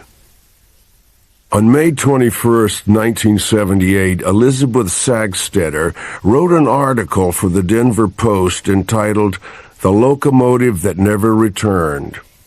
It was the first time I learned of the tragedy. At the time, I was intrigued, not so much with launching a search for the elusive engine, but about working its disappearance into a concept for an adventure novel starring my hero, Dirk Pitt. 2 years later, the story of a train that was thought to have gone off a bridge over the Hudson River, but was later found sealed in an abandoned tunnel, was published in 1981 under the title Night Probe. Thanks to the lost locomotive of Kiowa Creek, Night Probe was one of my better plots. My son Dirk and I made the 60-mile drive from Denver to Kiowa Creek on a couple of occasions. We walked grids with the Schoenstatt gradiometer under and around the modern steel girder bridge built in 1935 that spans the creek over the exact spot as the one that was washed away in 1878. Except for a few small contacts, we turned up no reading that remotely suggested a large iron mass under the ground. The story of the lost locomotive languished in my Pneuma files for almost 10 years before my fascination with its disappearance surfaced again, and I decided to give it another try. In 1988, Craig Durgo had come aboard Pneuma and was working out of a small office in Arvada, Colorado. Craig, a fun guy who is built like a college football linebacker, also became caught up in the mystery and asked if he could pursue it. I gave Craig my blessing, but I was not optimistic. I thought it strange that during the 111 years since the old number 51 had vanished in the creek, give it another try. In 1988, Craig Durgo had come aboard Pneuma and was working out of a small office in Arvada, Colorado. Craig, a fun guy who is built like a college football linebacker, also became caught up in the mystery and asked if he could pursue it. I gave Craig my blessing, but I was not optimistic. I thought it strange that during the 111 years since the old number 51 had vanished in the creek, so few people had bothered to hunt for her. One was Denver grocery store owner Wolf Landiner. Shortly after the salvage crew threw in the towel that summer, Londoner heavily charged a crowbar with electricity and turned it into a magnet.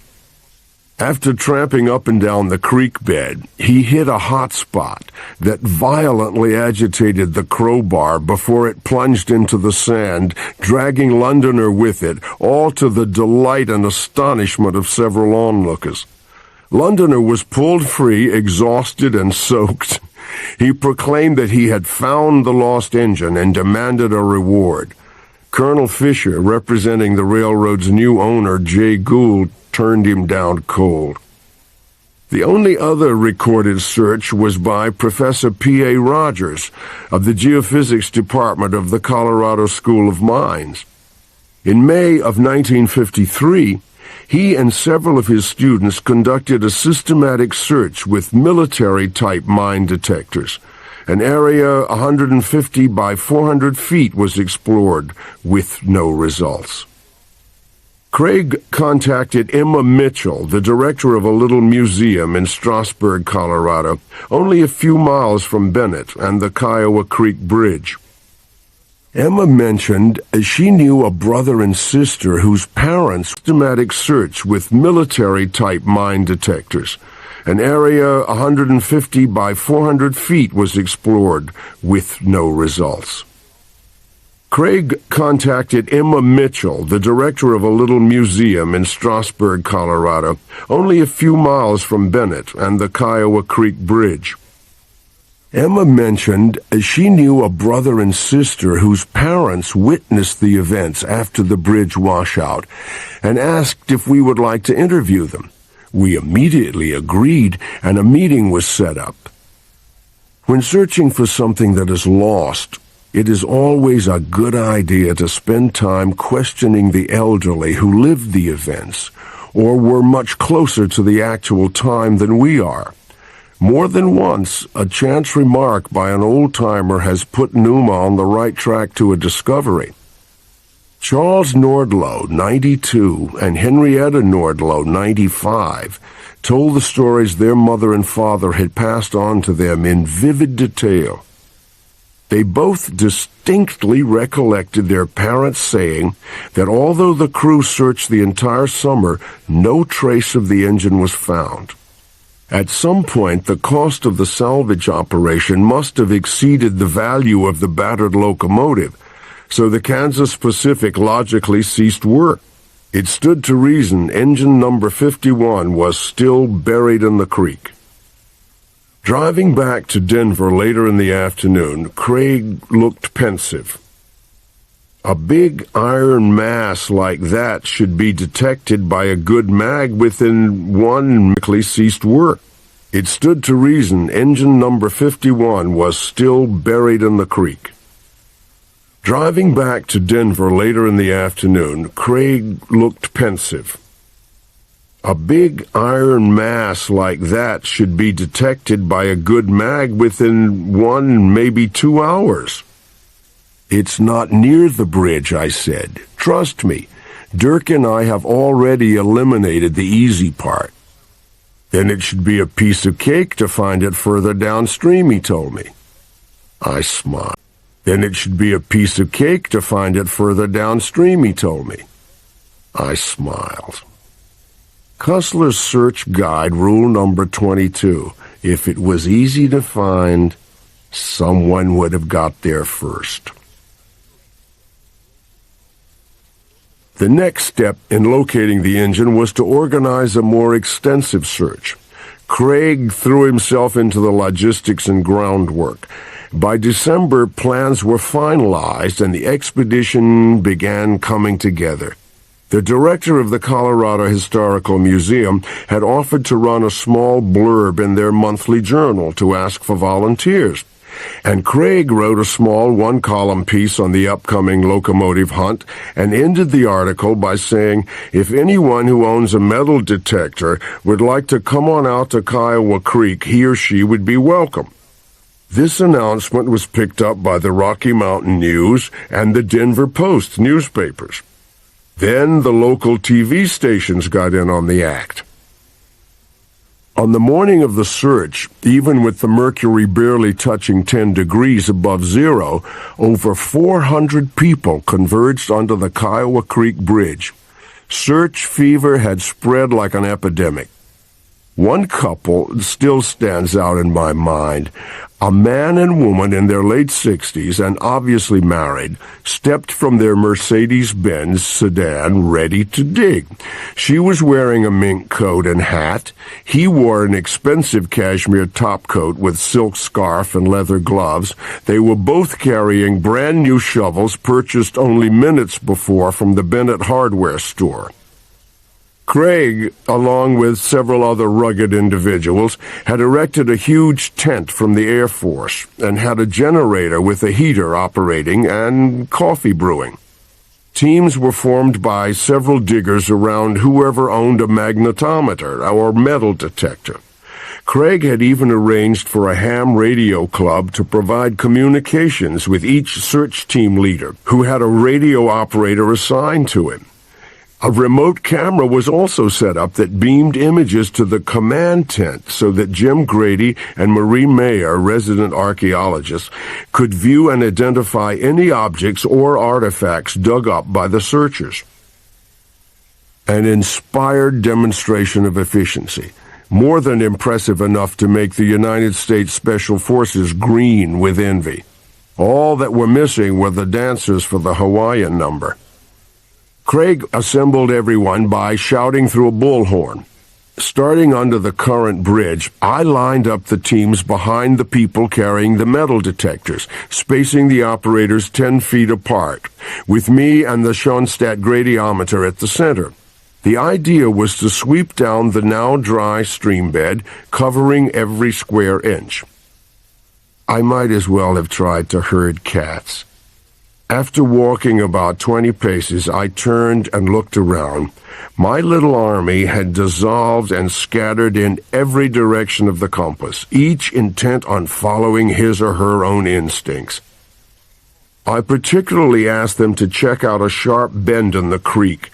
It often happened I lined up the teams behind the people carrying the metal detectors, spacing the operators 10 feet apart, with me and the Schoenstatt gradiometer at the center.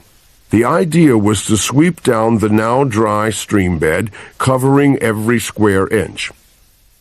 I might as well have tried to herd cats. After walking about 20 paces, I turned and looked around. My little army had dissolved and scattered in every direction of the compass, each intent on following his or her own instincts. I particularly asked them to check out a sharp bend in the creek. It often happens that a large buried object will alter the natural flow of a river or stream. The bend ultimately proved to be a buried cottonwood tree. By early afternoon, several promising buried object will alter the natural flow of a river or stream. The bend ultimately proved to be a buried cottonwood tree. By early afternoon, several promising targets were located and exposed by a backhoe. Most were bits and pieces of debris from the wrecked cars and bridge. Craig called me aside and voiced his concern that we were not covering the grids properly. "I can't control them," he lamented. "Next time, Craig, we bring flamethrowers and incinerate anyone who doesn't search where he's told." "There must be a better way," he said. "I agree. Good flamethrowers are expensive." "No," Craig said, exasperated. "The teams need more instruction." "Look, my friend, the creek is barely 50 yards wide in most areas. As screwed up as the search has become, the entire creek from bank to bank and 3 miles downstream has been covered. Some of it 5 times because the teams keep crisscrossing each other's paths. I'm beginning to think the damn thing isn't here."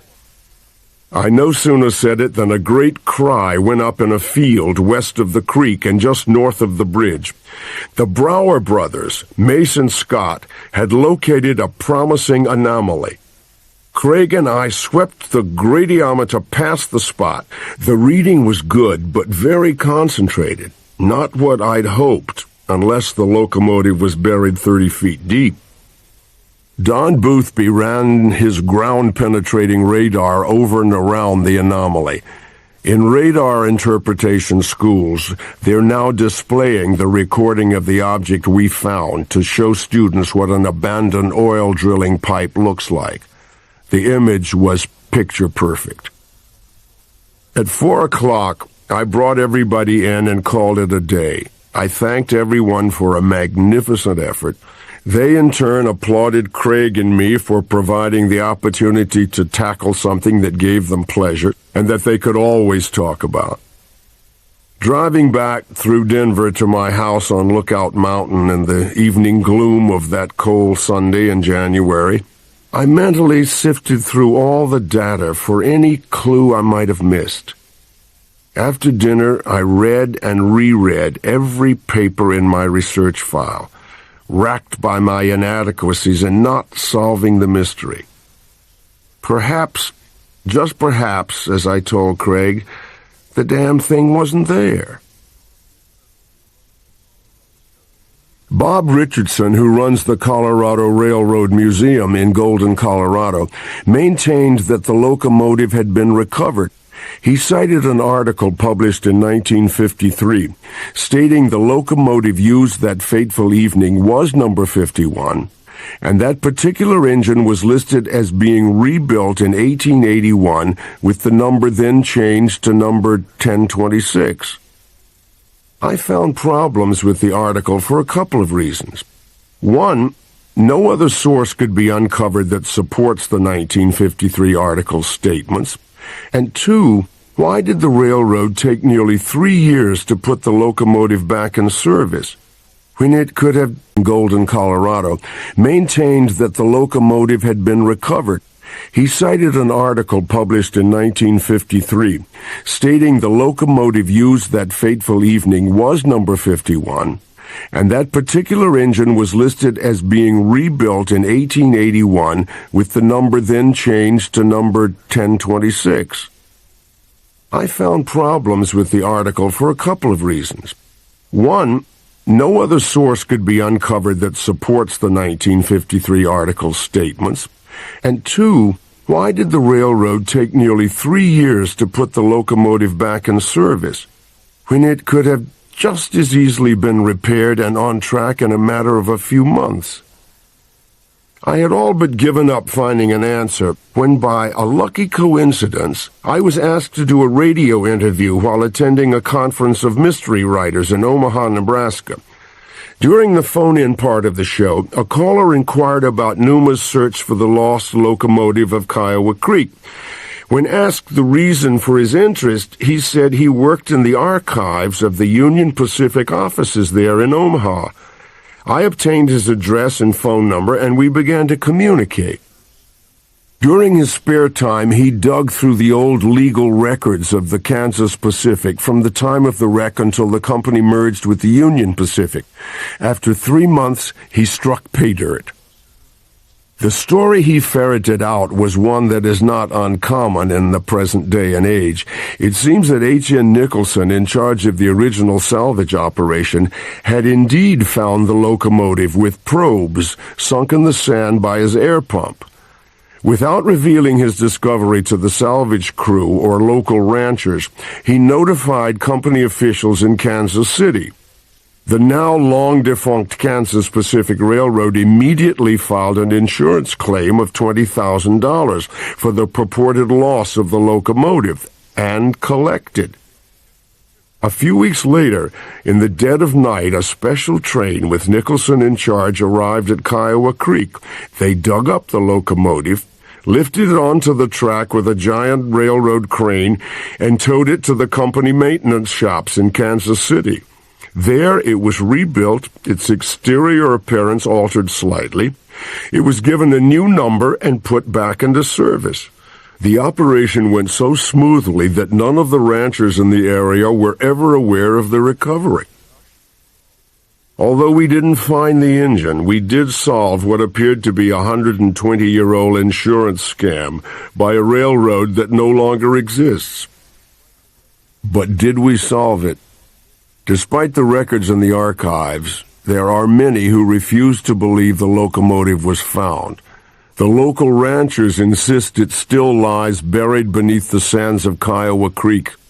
It's whispered that around midnight, when no trains are due to pass, the plaintive wail of a steam whistle can be heard approach. The operation went so smoothly that none of the ranchers in the area were ever aware of the recovery.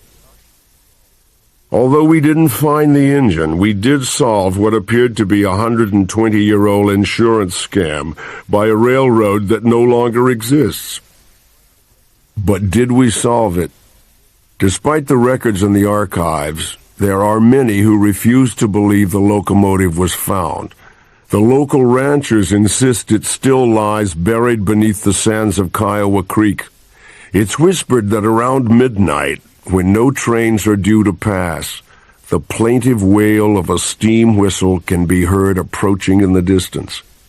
Then comes the clank of a bell and the roar of steam exhaust. If conditions are just right, and there is a rain falling, a light is seen coming down the grade from the west toward the creek. Upon reaching the bridge, the beam suddenly blinks out, and the sounds of a locomotive melt into the night. As long as she is remembered, the spirit of old engine number 51 will never die. The lure of shipwrecks is a siren song. There are literally millions of sunken ships. I've often wondered how many ancient wrecks lie beneath the silt of the Nile River in Egypt. The Mediterranean is strewn with them.